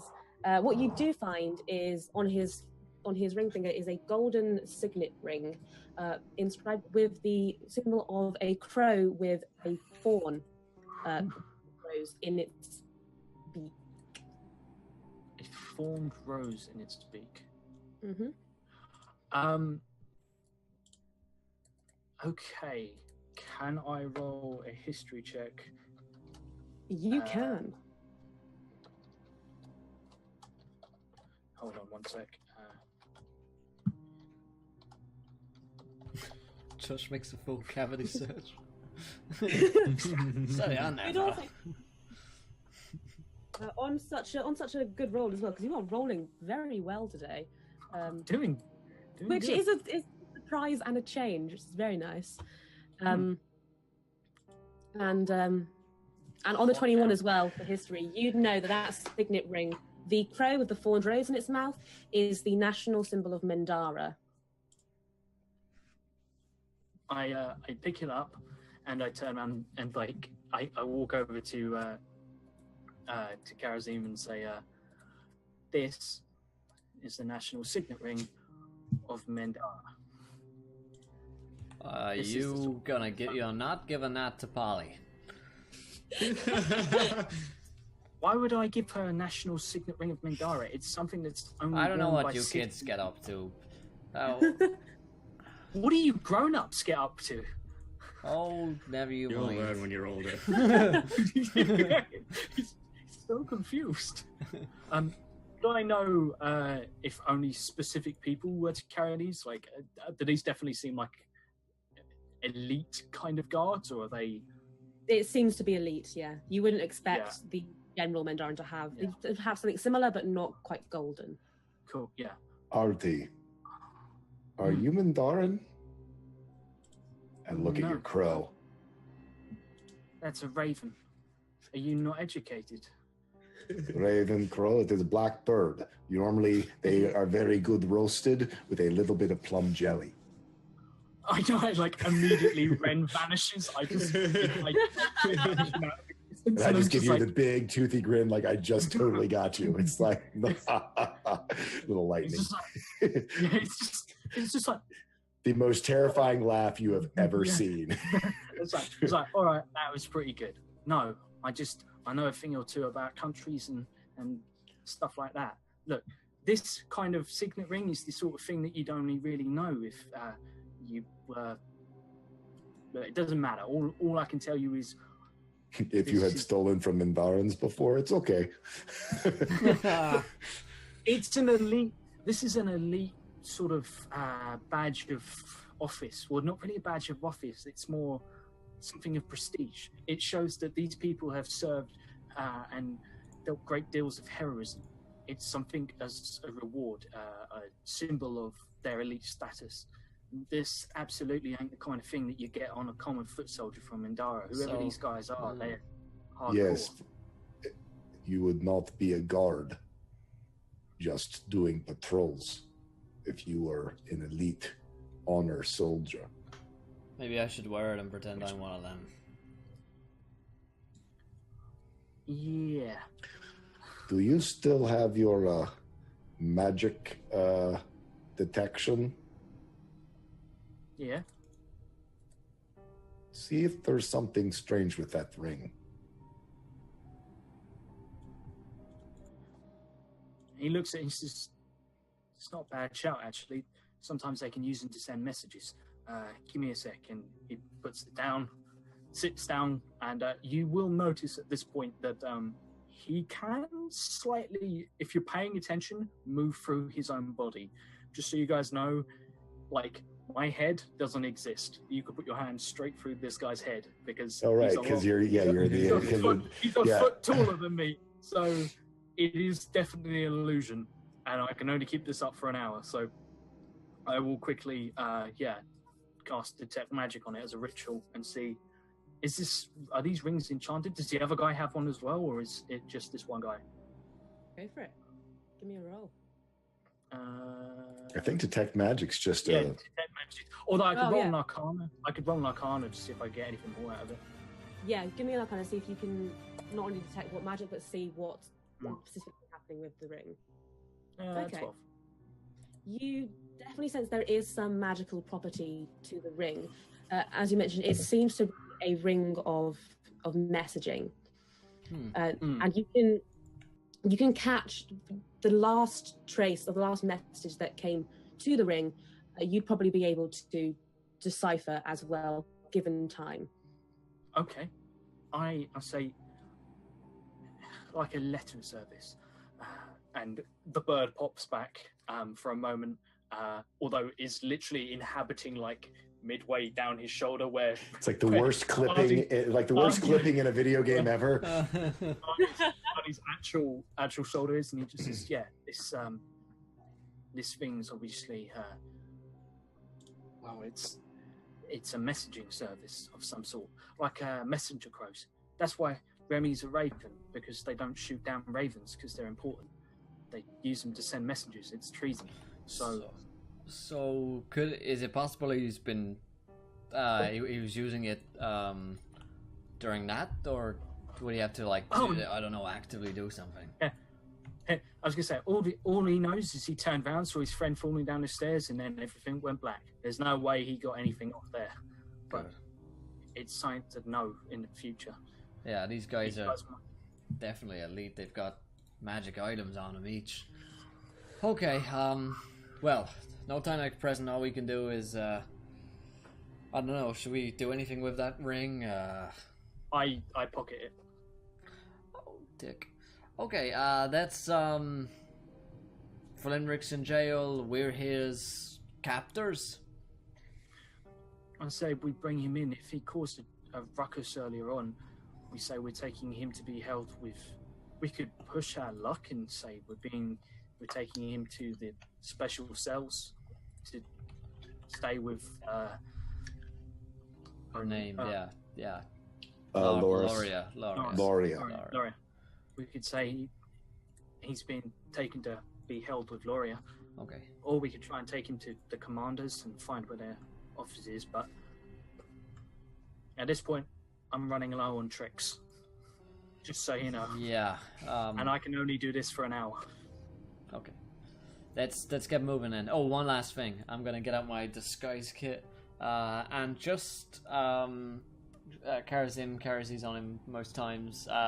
He's gonna change some of his like horns to a different shade. I don't know, probably his eye. If we have such things as eye contacts, then he would change the eye color and a couple of facial features as well. To just try and make himself look a bit different. Looks like Speedy's got to leave us an hour early, so rip Speedo. Yeah, rip me. Thanks. I'll see you guys later. We'll see you later, We'll buddy. be back next week, I promise. All right, man. Leave him in the Later, man. Have a good one. Good luck. See ya. Could Fix we- these cams. While you fix the cams, could we leave him to guard, as he's not very mobile, leave him to guard our exit? Because he Certainly, won't, yeah. he won't Yeah, be we'll close. just leave him to guard the exit, so we've got a way out. That might come in real handy. It might. We Yeah, he'll come have back, it. we come back and he's like 4 feet deep in like unconscious guards, just like yeah. Speedy, you're awesome when you're not here. I was pulls gonna the say tightest. we give him 4 arms and he's a minotaur and he's Yeah, giant. I was gonna say. Oh, man. Okay, let's do this thing. So you'll get dressed up, ready to party in the guard's clothes, yeah? Yeah, Mm-hmm. ready to go. Yep, and I'm looking forlorn and captured. Beautiful. So do you head up the stairs then towards the embassy?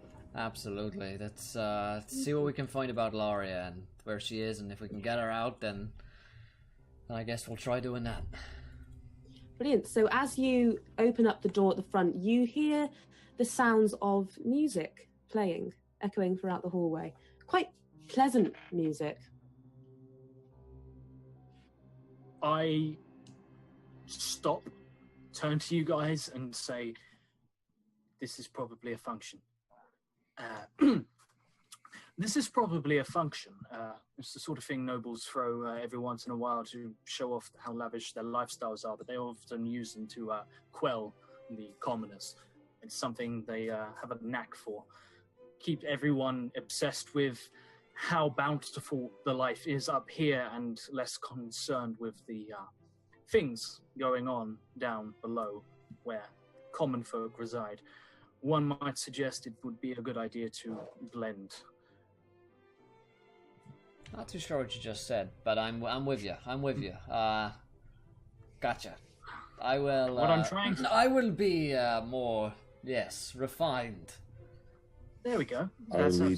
I would assume we are trying to avoid the function. Maybe it will mean that other places are less inhabited right now.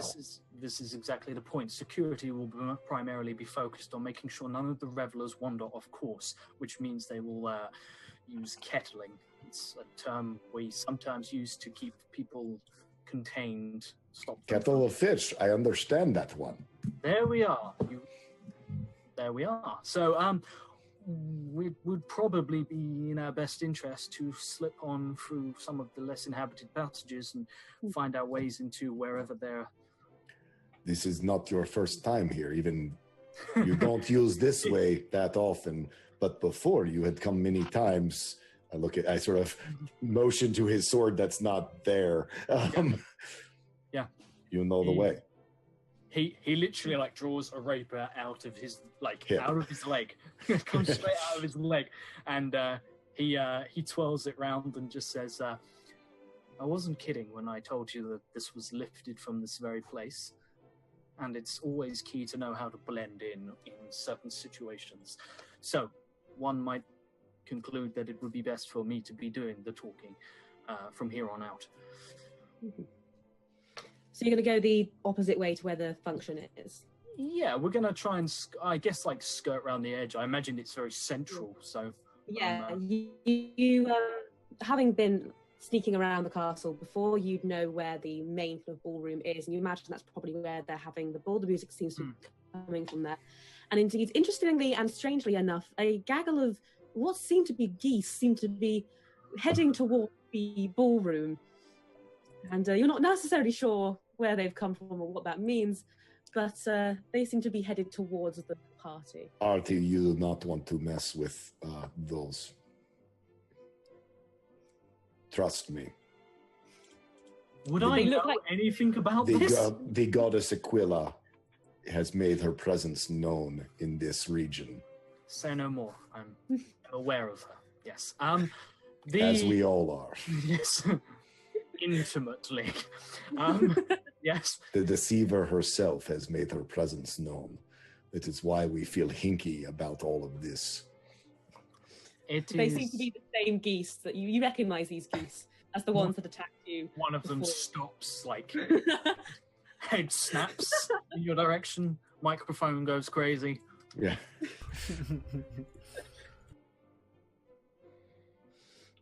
So yes, well, he very flamboyantly gestures for them to like let them across the corridor as they gives them the right of way that they so deserve. They'll waddle past proudly, their feathered chests puffed up. Oh, I take the croissants out of my nose. Wow. I had a plan for when that came up, when we were questioned by guards. I was just like, I can explain he's insane. Do you need me to put them back in? As you see kind of like drippy snot come off the back end of them. I wasn't Your planning. prestidigitation didn't get all of the... Quite. So, we should continue. The main ballroom is in this direction. It's more central. But there are a few passageways that are less guarded, and if need be, a few guest rooms we might be able to bypass our way into.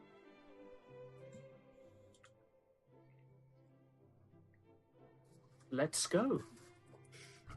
Let's do this. I start walking. Yeah, just masquerade our way through the wall. Yep, being led as a prisoner. Yeah, I will suggest that you hold him, and I will have his weapons like on me. So, did you say you've got a sword and a shield, a mace and a shield? Mace and a shield.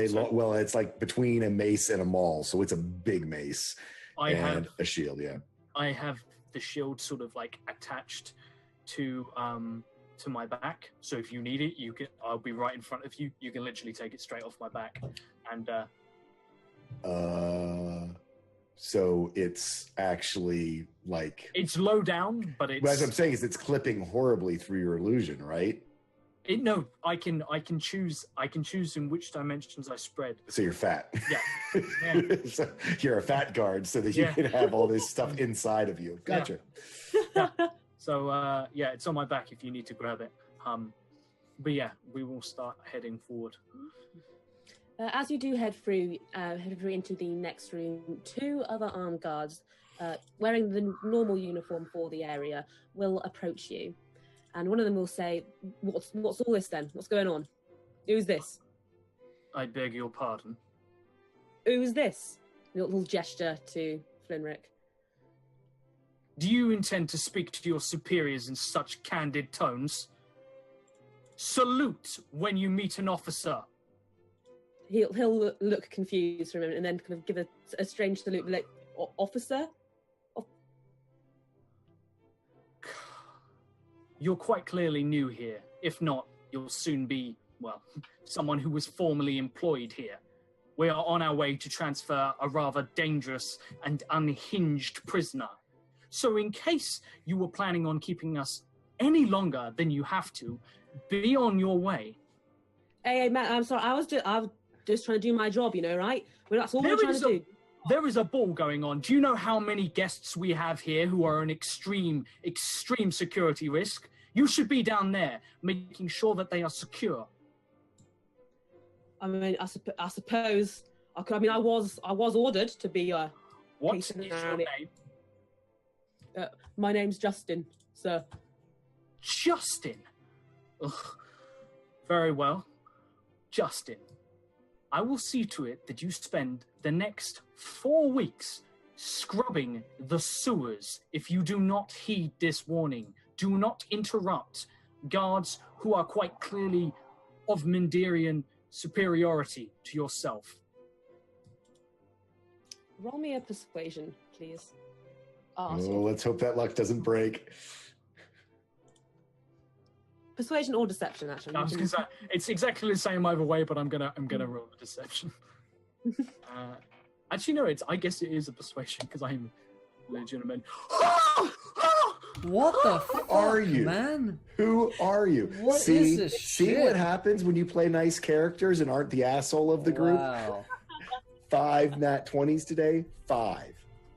My God, he will just start to be like, oh yeah, no, yeah, sure, I'll you go put her with put in with the girl that they brought in just recently, and yeah, I'll go head off. Just have they moved her? Where is she being held? What, the little girl? I don't know. She was only brought in about 10 minutes ago. Point me in her direction. Which He'll cells? point off down the hallway. Cool. Now, as you were, and remember, not to interrupt us again. And, yes, sir. Yes, sir. Of course, sir. He strides forth. He'll do a very exaggerated salute and bow very deeply to the floor and then scamper off in the direction of the ballroom. All of the hacks. All of the hacks. Yeah. I love Artie. Good damn. Well, I mean, it's not even just an arty thing. It's just all damn 20s, man. Yeah, man. 5. Oh. But yeah, so he'll gesture to the little girl, whoever that is being held down the corridor. Cool. I'm going straight there because this might be someone I know. Because I know a lot of the orphans and urchins, so I'm worried. So you head in that direction, and you see there is a quite large door, and there is quite raised voices coming from inside. And if Kerazim and Artie, if you can both roll me perception checks, please. Oh dear. I will. 18. 18. 5. Kerazim, you recognize this voice immediately. You hear Polly's voice coming from the inside of the room. Oh, I'm not happy. What? She is angry. She is yelling. Fuck.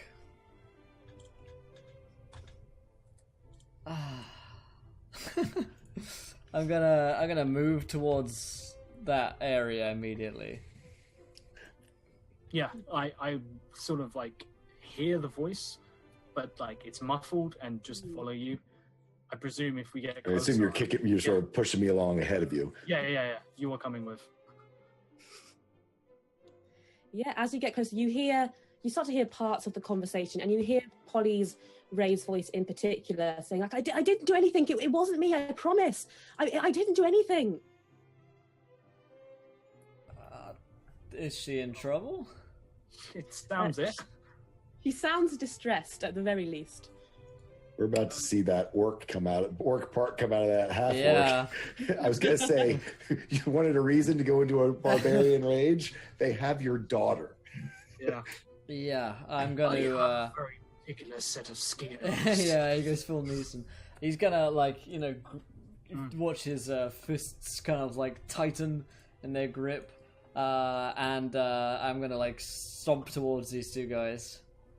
Are they through a door, or are they just... Through a door. Through a door. Okay. I'm gonna open that fucking door. Cool. You open that fucking door. Okay, I do. Inside, you see Polly, and she has her hands tied behind her back, and seems to be flanked by two armed guards. Ahead of her, at a table, sits Dent Ravik. Oh, fuck. Okay. Well, I don't want to... Disguise kit. Yeah, the kerosene is like about to go off. He looks up at you as you enter, and looks up at you in surprise. Hi. Hello. I immediately look to Poppy and just say, "Not another word." Dent, we have a situation. All right, what's going on? Is it important enough for you to interrupt me whilst I'm working?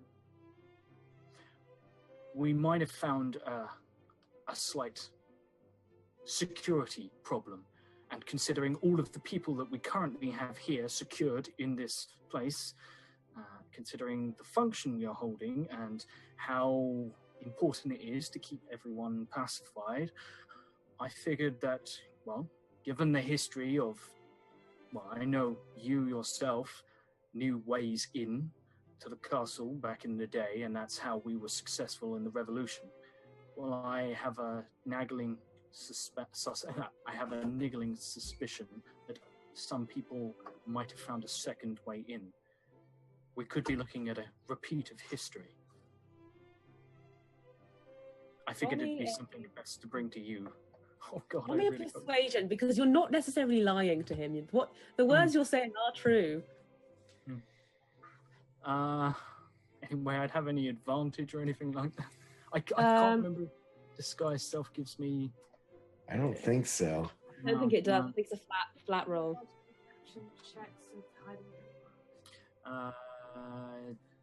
Cool. Oh God.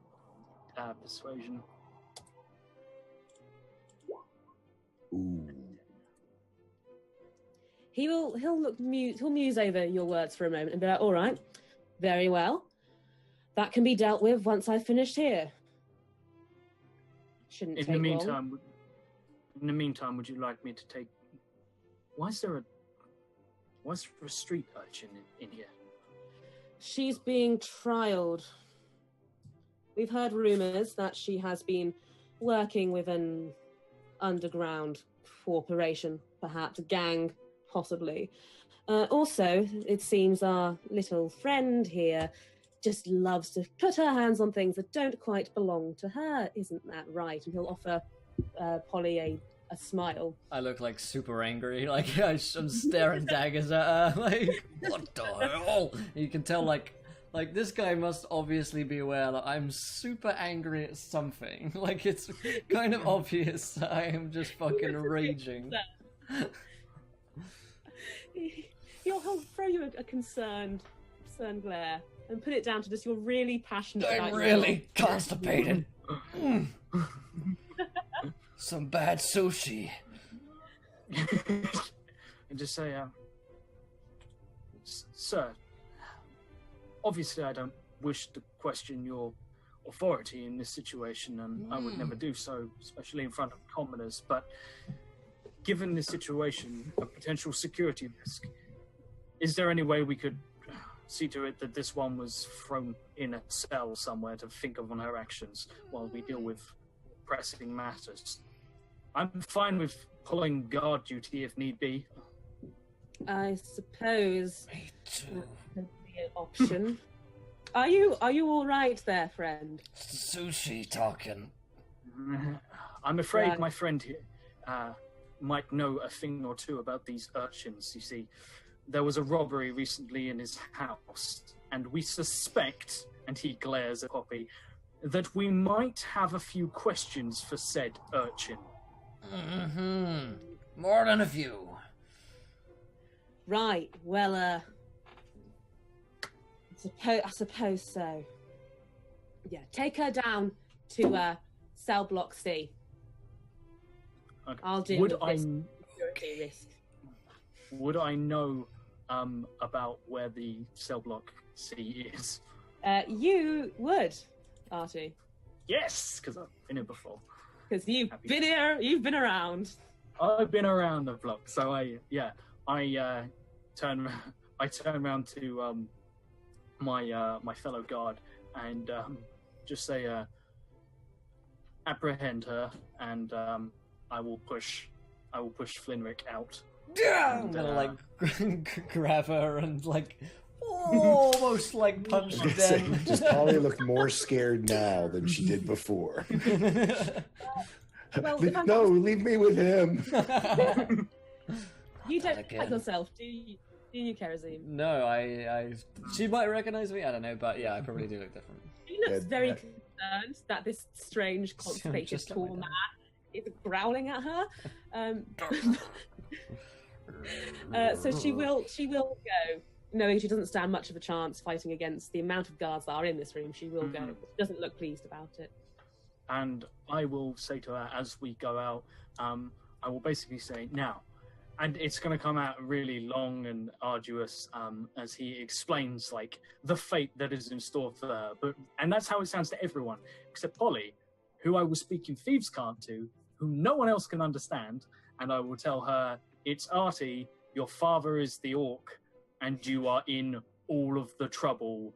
Why are you stealing from the castle? We have an agreement that no one comes near this place. Which is literally, I promise you this, there is a standing agreement that I am the only person who is allowed to come near this place, because it's stupidly dangerous. So yeah. But I realise I'm in trouble here. She will look at you with wide eyes and just swear under her breath as you take her out of the room. I give her like, I like just tap her on the shoulder like firmly, and she'll notice that it's actually like my forearm that taps her on the shoulder. But I grip her and I'm just like, language, and continue. My hands are like a vice around her like shoulders. You know, like you are working out in the room. And I turn around to I'm going to turn around to my co-worker and say I need to go and inform him of where this security leak is to make sure it doesn't fall back on our friend. Tyrus isn't exactly the fastest of individuals, and we need a way out. So I'm going to go put him in the wrong direction, deal with this. And I'm going to turn around to Flinrick and sort of say, you're going to have to come with me. We might have to give them a moment. And walk Flinrick. And I'm going to go back and just tell Dent that it's like completely the other direction. Like it's a window with a leaky drain on like the arse end of side of the thing. He's like, oh, that It's leaky drain. Told him to get it fixed last week. It's a literal leak. We got a security leak. I told you. It's just a There's a vegetable. ventilation port. It's like It's someone just- could shoot a torpedo right in there. It's just a leak vegetable which is standing on the table. Just leak spin. I just walk in and leak spin. I'm like, watch this video. And You I just leave leave in them there. in the kitchen where they're setting up food for the ball, and it just leaks everywhere. Yeah. Leaks and geese. My God. I know, sir. The We're not sure how bad the infiltration is. You just see like nobles eating leeks, and he's just like, my God.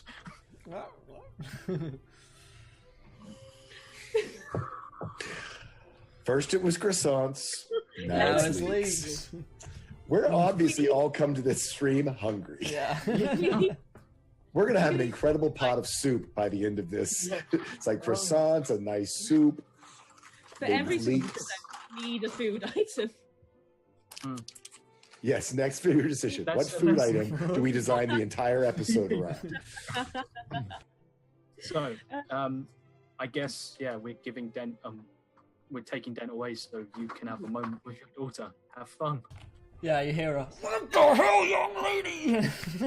She is terrified. She backs up and away from you. She's like, I swear I didn't do anything. I take off my disguise so she can see, and I'm like, what are you doing here? It's me. I'm going to say, like, I've shown you like a guest bedroom that's unoccupied, so you guys have some privacy. Well, you guys left, and I was worried, and I thought I'd follow from far behind. I wouldn't get you involved. You know, Artie doesn't want us going near the castle, so I don't normally go near the castle. But I heard this horrible crying, Dad, and I just she seems to be working herself up into panic mode. Yeah, I just. So she was with us in the sewer. She's come through the same way that you did. Because that doesn't help when your dad finds out that you could What? have been eaten by them. You could have been killed back there. What the hell are you thinking? Well, honestly, when I turned the corner, you see, Dad, and I saw that thing. I ran off in the other direction, didn't I? I'm not a lunatic. And I think you might be a fucking lunatic. You're following us here and got caught. Of course you got caught. You think you're so clever, your friends are bad, and it goes on like that for a while.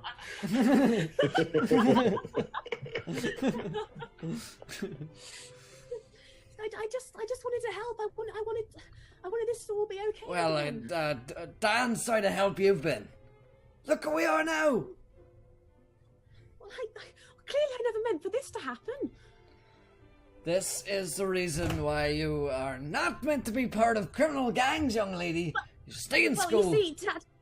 You see that? Check. Yeah, there's a lot of ticks going on this page right now. You see there, Dad, that, you know, yes, I shouldn't have come, but... You've been a big disappointment.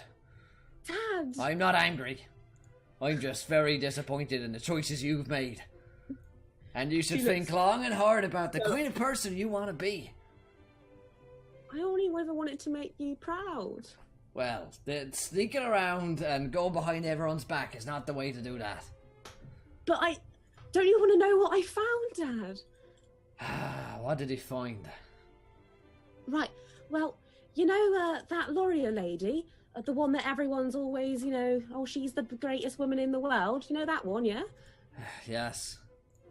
Well, I overheard some guards. They seemed a bit decked out. They had all these gaudy rings and everything. They were chatting about this woman that they were keeping down somewhere. And to be honest, it sounded like they were talking about her. Do you know where she is? I don't know. There was this one guard, you see. He had this ring on. I don't remember what it was. It was a bit gaudy, Dad. See, I don't quite think it suited him. But he seemed to be in charge of the whole operation down there. I think he might have known something about it. Right. Well, you're going to tell this to the others, and then tonight we're going to talk about your punishment. You're definitely grounded now. Yes, Dad. Double grounded. Double grounded? Triple grounded. Yeah. Triple grounded? Trounded. That's right. Fine. Oh, it's not fine. It is not fine whatsoever, no. But make sure we both get ourselves out of here alive so we can get back to your mother so she can give you the talking to of a lifetime. And I'm gonna say, Doherty, get in here. Flenrick too. Artie has returned. Get in here right now, young man. I turn around to Flenrick. I'm like, I think it's all over. Artie, get in here. There's like 3 seconds of silence. A couple of leaks get thrown from the room. Piece of advice, my friend. This will never be over. Take it from someone who has been around the square a few times. Now, young lady, you're going to tell me, you're going to tell them exactly what you just told me about Lauria. Wait, what? Right. I hand her a rose that I blatantly just stole. No, you don't! Snatch. Yeah, that's snatched and like thrown out the window. There's a crash of glass.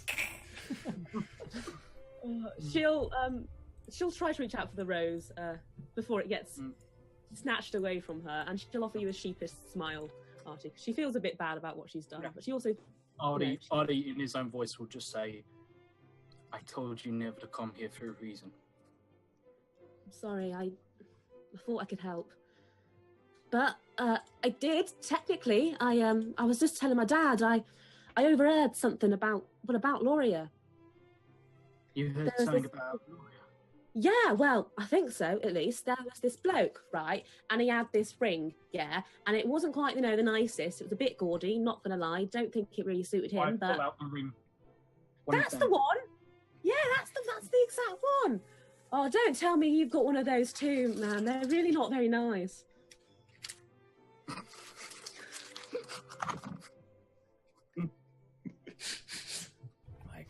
You just completely took Josh out. I thought you had a better fashion sense than that, man. I mean, come on. If you are not careful, my friend, you will end up in friend zone if you keep doing that.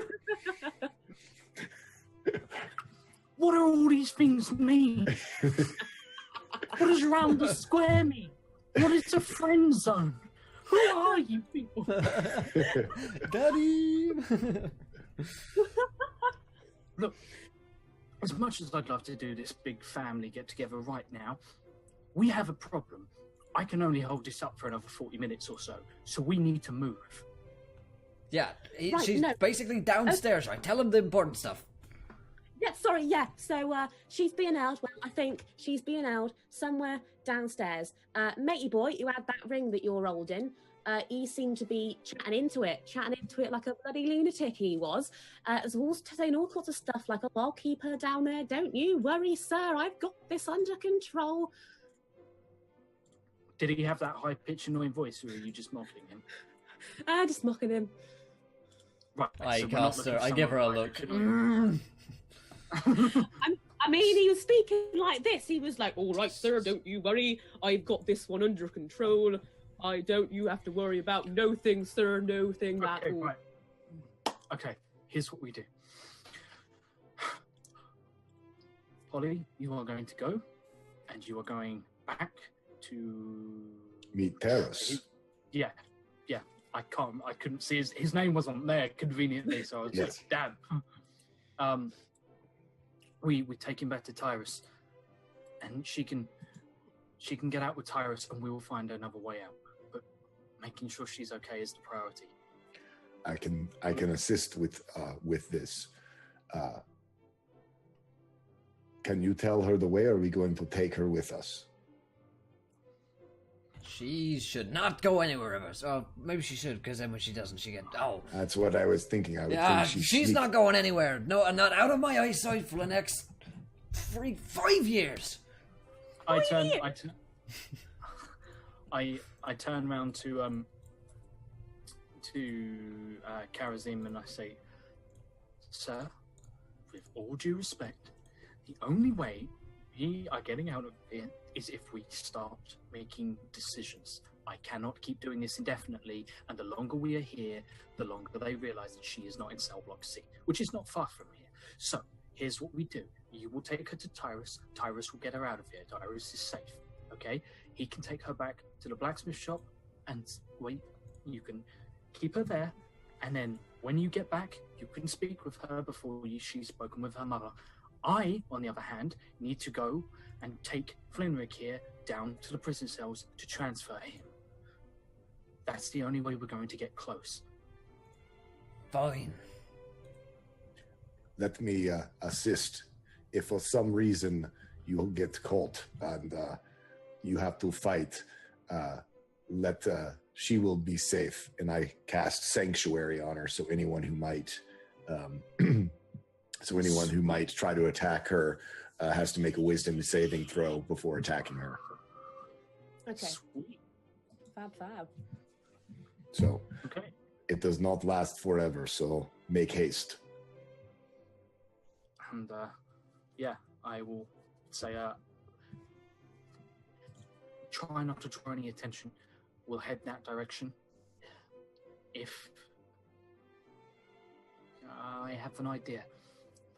And Ren just jumps out of my shoulder, and I hand Ren to Kazim, and I say, if if everything goes wrong, if you guys, if our exit gets cut off, tell Ren. Tell Ren. Ren will make it back to me. If he dies along the way, I can simply summon him back to me and he can tell me. That way we know if our exit is burned. All good? All good. And I know this is going to sound ridiculous coming from me, but look after her. And he gives like a really awkward smile to Polly and marches out of the room. She will return a smile, twice as awkwardly. They're so cute. Yeah. After he walks out, I look at Karazim. See, young love, you must nurture such things. Right now, all I need to do is get the hell out of here, because my wife is going to kill us both. Probably us all. This is probably true.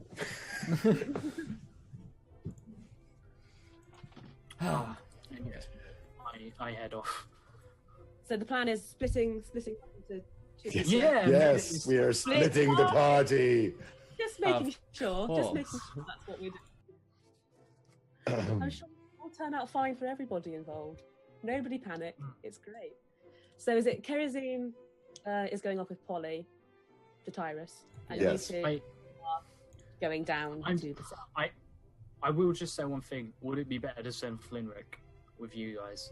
Because if push comes to shove, I'm an escape artist. It's what I do. But literally run away. is Karazim gonna let anyone else escort? Yeah, I think he's. I think no. What I'm saying is, like, do you also go with them and get out, and I'll try and get down to her, and if not, I'll just scuff her. But this has gone terribly wrong. So maybe we should you guys should get out as the less sneaky ones who are at disadvantage in plate if everything goes wrong, and I will just run if need be. Let's stick to the plan. It'll work. It'll work. Okay. It'll totally work. I do not think that. I think you are overestimating your ability to potentially just disappear and get out. However, I also know that I probably am overestimating our ability to fight our way out. So let's die together. It will be a good, glorious death. I will run if need be. I can't stand next to you and fight. I understand. Oh. Let us go. All right. You can. Yeah. Okay. I know. I'm gonna head off. Okay, so you, Artie, would know where the most high security cells are. There's not necessarily many jail cells in the embassy itself.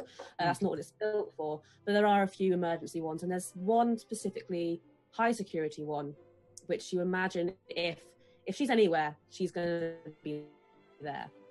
And you know how to get to that area. You also know that the kind of hallways around it will be the most heavily guarded, if indeed there is somebody down there. Okay. In which case, yeah, I will head down and sort of until I am sort of like we come across guards, we will just continue onwards. And what's the plan? If needs be, like if things start getting too tense, I will literally just like lift the shield off my back gently, like while they can't see, while my back's to them, and just hand it to you, and then we can immediately go for a fight. Yep. You notice as you're walking down, there is a strange and perhaps even disturbing lack of guards in the area. Oh dear.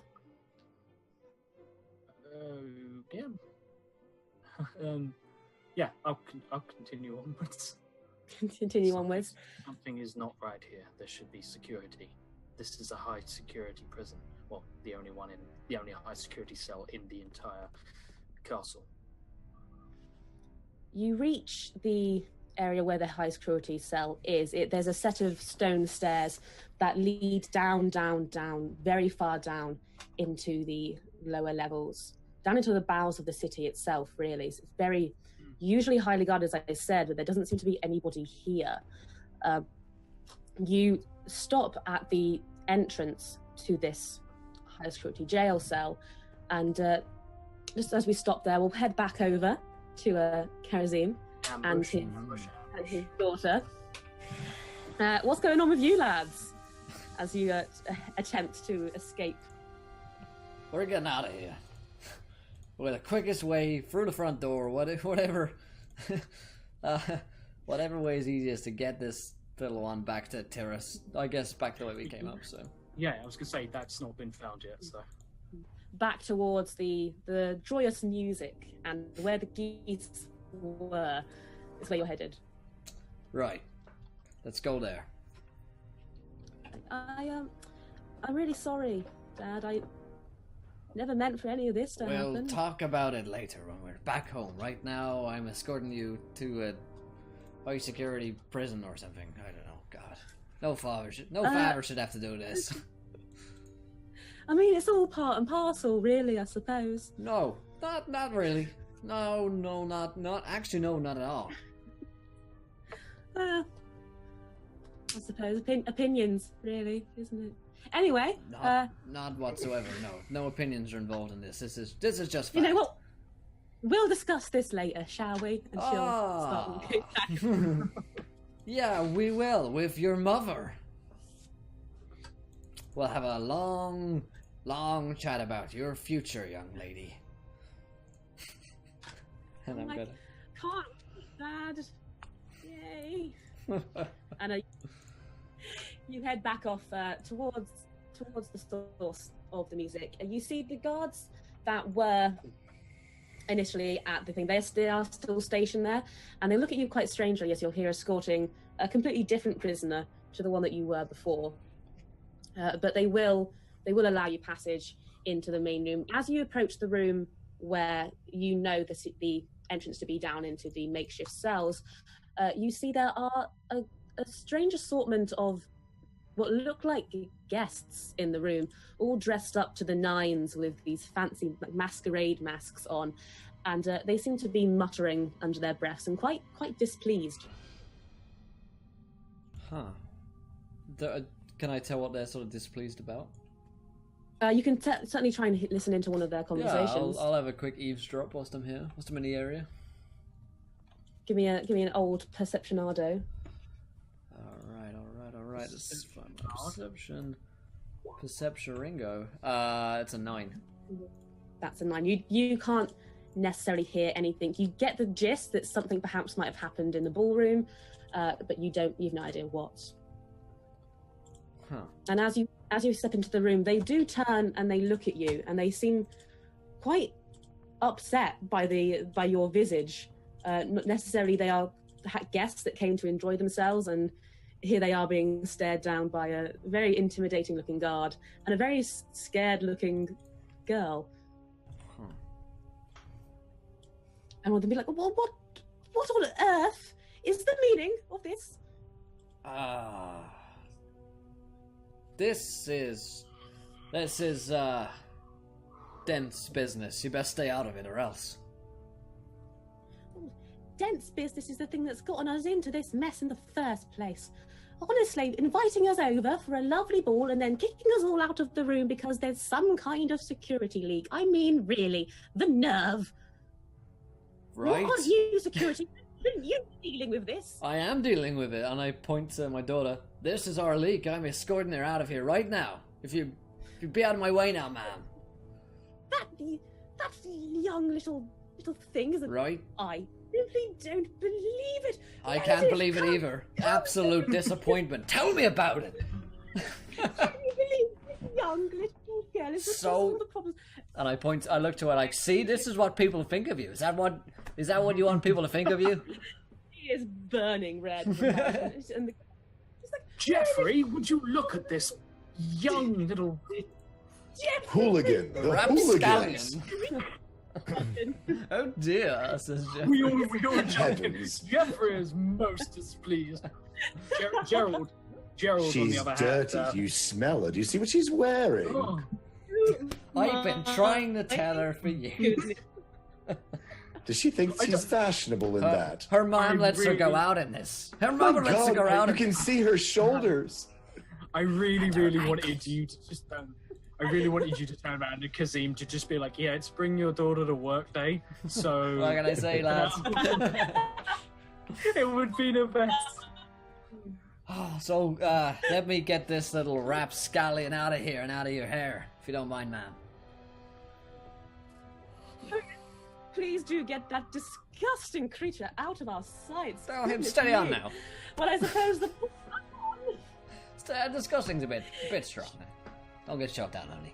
That's and then I'm gonna like brush past them with authority. You brush past quite easily, and if you want, you can head back down into the room. You know, Tyrus, you left him in, and the guests will start to head back to the ballroom now, believing that the leak has been resolved. They'll start to head back to the party. All right, we're out of here. Okay. You didn't have to be quite that harsh, Dad. I'm just being realistic. It wasn't very nice. This is what people think in the real world.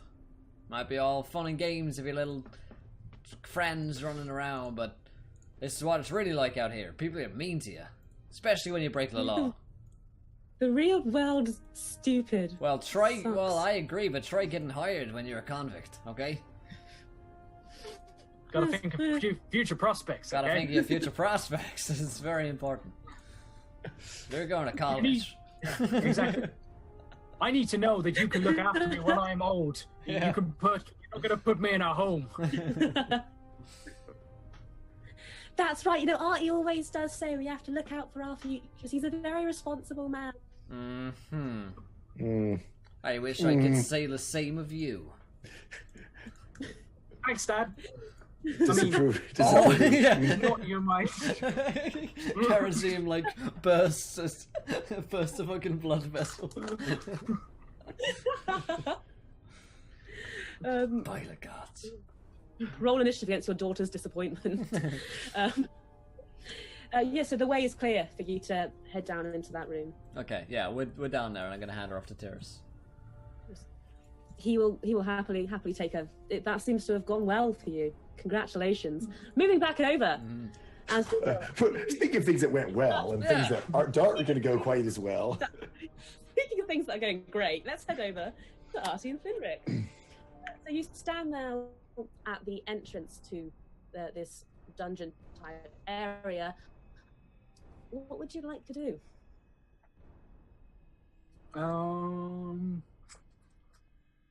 I tell you what. I will. I don't know. There don't appear to be any guards out here. Why don't you sneak in, see what's going on, and I will join you. Leave me my weapons. Also, to maybe guard our way back out.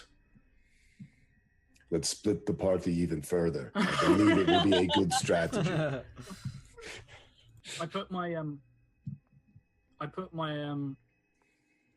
your shield down and your mace down in the corridor, and just say, give it 20 minutes. If you haven't come back, get out of here. Very well. Do me a favor. Look after yourself. You're not so bad. And with that, Artie he makes like a dynamic dash through the door to be on the other side, and like you watch as like his shoulder just melts through the door entirely as it's not there, and like goes full sneak for now. So you enter into the dark and dimly lit cavernous dungeon here. There is one cell, very sturdily built, nothing like the ones that you saw in that first room. It seems to be occupied by a figure. There's a set of shackles nailed into the wall. They seem to be crusted with blood. There are dark red stains on the floor. And as you look into the cell, you do recognize the figure of Loraya. I want to check if there's anyone else in the room hiding in any alcoves or ninja attached to the ceiling. Roll me a perception for those ninjas. I'd rather just know. To be honest, like, can I just know instead? You have an intrinsic sense of ceiling things. You Sense can't. wire With or that. something. You don't seem to think that there's anybody around. You can't hear anything. You're not You necessarily. sense that too she's sure. worth it. I do. I'm going to head She forward. has great hair. I'm going to try and, without saying anything, just like stride forward as a guard, and go over to try and. I'm going to try and pick the lock, but I'm going to take some keys that I have for actual stuff and hold them in my hand so you can hear the jingling. So if anyone's coming up behind me, it looks like I have a set of keys and I'm actually unlocking the door, but really I'm picking the crap out of this door, hopefully. Give me a check for the lockpick. Nope. The lock. It seems it's very, very high security. It seems like it clicks, but it doesn't unlock. I like check over my shoulder again to see if anything has been triggered by me entering, and if nothing has, I whisper, "Prisoner, are you awake?" There is no response. No initial response. Is there like a small stone, like anything like displaced from like the masonry? You can that I certainly find one. Yeah, I like pick up like a tiny bit of like broken away bit from the stairs and I just chuck it to her feet. "Prisoner." No response. "You're being transferred. Will you comply?" She doesn't say anything. Does she look like she's still breathing? You can give me a check to see. How far into the, like, could I reach her? Like, if I put my rapier into the room, could I reach her? Perhaps with your rapier you could try, but not with just your hands. Okay, I will. And I suppose it isn't conveniently that a skinny 14-year-old boy could slip through the bars. No, it's not that kind of jail. God damn. God. Not that kind of jail, not a Josh. huge- Okay. It's not. You just post them through the door. So, a investigation or a medicine? Give me a investigation. It is 21. And remind me, what are you investigating about her? To see if she's still alive. Like for example, does she like slowly move as she breathes? Are there any shifts, slight sounds? You can tell without a doubt she is dead. Rip. And with that's where we're going to have to end the second episode.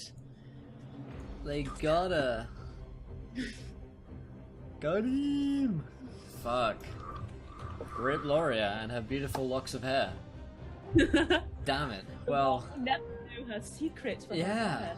Wow. Well, Croissant's last episode leaks today. What would it be next week? Who knows? If you guys enjoyed tonight's episode of Tyrant's Thrall, please do let us know in the chat your favorite moments, favorite characters, all that good stuff.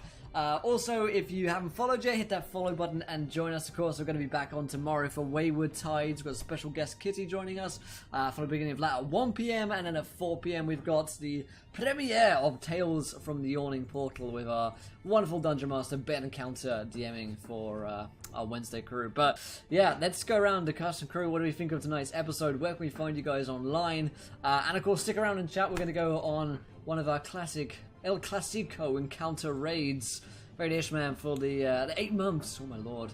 But let's start with Louise, our dungeon master, our dungeon mistress. What did you think, Louise? How did you enjoy yourself?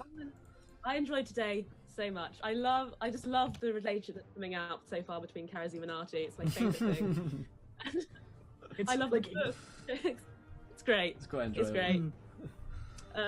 And I'm very much enjoying that we have a theme of food now. With the croissants first, we've got the leeks next, and I'm most excited to see what the next food item is going to be. Very excited. I mean, that's why viewers come. Yeah, that's why you come for croissants and for leeks. Yes. It's great. But no, I properly very much enjoyed today. Thank you very much for letting me GM. It's very exciting. Very exciting. If you wanted to see more of me, you can catch me on the tweeters at No More No Less, or on Twitch, because I start streaming now. What? Oh my god, exciting! Shit. Wow! Oh damn! Drop that bomb! Hell yeah! It's very exciting. Wow. So far, I've been doing a bit of Guardians of the Galaxy, which is great because I panic so much when it comes to quick time events, so that's very stressful. And some map making, which has been fun. We made a map. I make a map with people in chat. They decide what's going on, what places are. We had a very fun map last time. So join me, and we'll do it all over again. We'll do it again. Great. We'll do it again and again. Yeah, we do it again. Cool. Let's go to Josh. I'm hip. I know songs. Yeah. Kids listen to them. Yeah, I mean, once again, can't say enough about the food, but a warning for all of you out there: stay away from the sushi. The most constipated man in the world, Will, can tell you that it's not good. It's not good stuff. But I had an absolute blast. I had a hot streak. I'm not gonna lie. It was a nice. Yeah, that was crazy. to just drop 6 nat 20s in an episode was it was good. So I'm very much nervous because I only found out about Polly out of character. Like I read the notes about 2 hours before the session started and was like, I have a love interest. I'm a 14-year-old boy, I'm super awkward. So it's going to be hilariously fun to watch as I bond with new daddy. Father? Oh my god. Daddy, please. Daddy, why? Daddy, No, no. it was good. It was good. So I hate to break this to you guys, but I will not be here next week. I'm very sorry. This Thursday, sorry, I'm running the Tricks of the Trade, which is our new season of West Marches. But after that, I'm off for a week because I'm on Hollybobs. Yay! So I will. I guarantee you that nothing terrible happens down there. I've just literally walked into a high security prison, and I knew about this ahead of schedule, and I'm alone, and I'm like, oh, I'm not here next week. What terrible things will befall Artie? So, you can't die if you're not there, right? Yeah, exactly. Yeah, Sure. Yeah, that's the way that works. Sounds like science. Right? Sounds like science. Speaking of people who are just too tough to die. Hey, school. Oh. Hey, how you doing? Dude, I love it. I'm loving this campaign. It's so cool. It's like you say, I love the relationships that are coming out of it. I like I think I finally found Flynrick's voice, which I'm liking, and kind of who he is. So that's a lot of fun. And certainly Artie is a blast to interact with. And No idea. Karazim, I mean, whose dad is he not? You know? Every dad, TM. I'm every dad. Hashtag every dad. And so that's awesome. You can find me here on Encounter Roleplay on Tuesdays, and mainly find me on Saturdays on my channel over at Tall Squall for the Vice, which I am DMing, and we do all of our streams for charity. And this month we are raising money for the American Cancer Society. So we'd love to have you guys. If nothing else, just stop by, say hello. Don't feel obligated to donate, but just certainly we have links to their website if you want to just educate yourself about the different programs that they do. That is always good as well. And of all crazy things, I've started streaming me as a old vanilla WoW player running through the wonderful world of the new Legion, World of Warcraft. And I'm having a blast. Come see me have major feels about NPCs that I've known. I've literally played WoW since 2007. It's like people, it's like, major NPCs are like living and dying and traitors and all kinds of stuff. I was born then. Oh, I mean, seriously, it's like crazy. I went back, I was like, when did I start playing? I looked at my achievements. I've got like achievements from like 2009 that when they first logged in, and achievements happened about 2 years after I started playing. So I feel old. My character feels old. It's weird when your character feels old, but so feel free to hop in. And I'm one of those like super casual players who reads all the quests and gives commentary about about like what I'm doing. It's like random hang out with Squall while we might kill a boar along the way and finish a quest and do some grinding. But anyway, that's where you can find me, and I'm going to throw it to Mr. Encounter Roleplay. All right, yeah. Well, there we go. Thanks so much to Greg for subscribing. Thank you, my man. Appreciate that. And thank you to everybody who joined us today. Let me go find my wonderful list of you folks. Let's see. We got Crow followed, Ishman resubbed at 8 months, Skagav resubbed at 10 months. Oh my god. Gareth with the 10 months as well, Dom with the 2 months, and Redan with the 10 months. Holy moly. Babo Fish subscribed, new subscriber, Texter with the 7 months, thanks man. And you guys, wow, fantastic support. And if you haven't already checked out Mechanica, our sponsors for the week, they help keep the channel going. They are the bread and butter, the lifeblood of this channel. Folks putting their money to make us tell you to go click on something. Basically, that's the deal there. Click on our link for me for there. If nothing but put your blind trust in me telling you to click a thing on the internet. What could go wrong, guys? There could be anything. There could be anything on that link. Coming from the man who relentlessly goes on about Life Jasmine, I can confirm that there's nothing suspicious. Definitely not. But no, it is in fact, in reality, a fantastic game. Steampunk, horror genre, role-playing game you should definitely check out. We'll be talking about that throughout the week. But let's get our encounter raids on. Oh yeah, also Speedy runs a channel. Speedy was here to join out. Also speed runs. He's a guy, does things on the internet. He's alright. He's alright, I guess. He's okay. One of the cast members of Encounter Roleplay. You should check him out. But yeah, we're going to do our hashtag Encounter Raid. And then I'm thinking we spam some swords today for the subs. For those of you who aren't subscribers, you can still be involved. You can put any emote after the hashtag Encounter Raid. But we're going to go over to a guy named Resorty. He's currently playing Skyrim. We're trying to get him to come play D&D with us. So we're going to be harassing him about playing some Dungeons and Dragons on the Encounter Roleplay Network. So we're going to go over there and spam some hashtag Encounter Raid with some form of emote. Try a sword, try something else, spice it up, enjoy yourself. We're going to go over there, watch some quality entertainment. But until next time, my friends, I'll see you again tomorrow for Wayward Tides at 1 PM EDT, followed by 4 PM EDT, Tales from the Yawning Portal Episode 1. Until then, parking silver 10 months. Appreciate it, my man. We'll see you guys soon. And try not to roll too many that ones, because we want to be there laughing when you do, my friends. We'll see you over in Resorty's channel. This is his channel. Goodbye, everybody.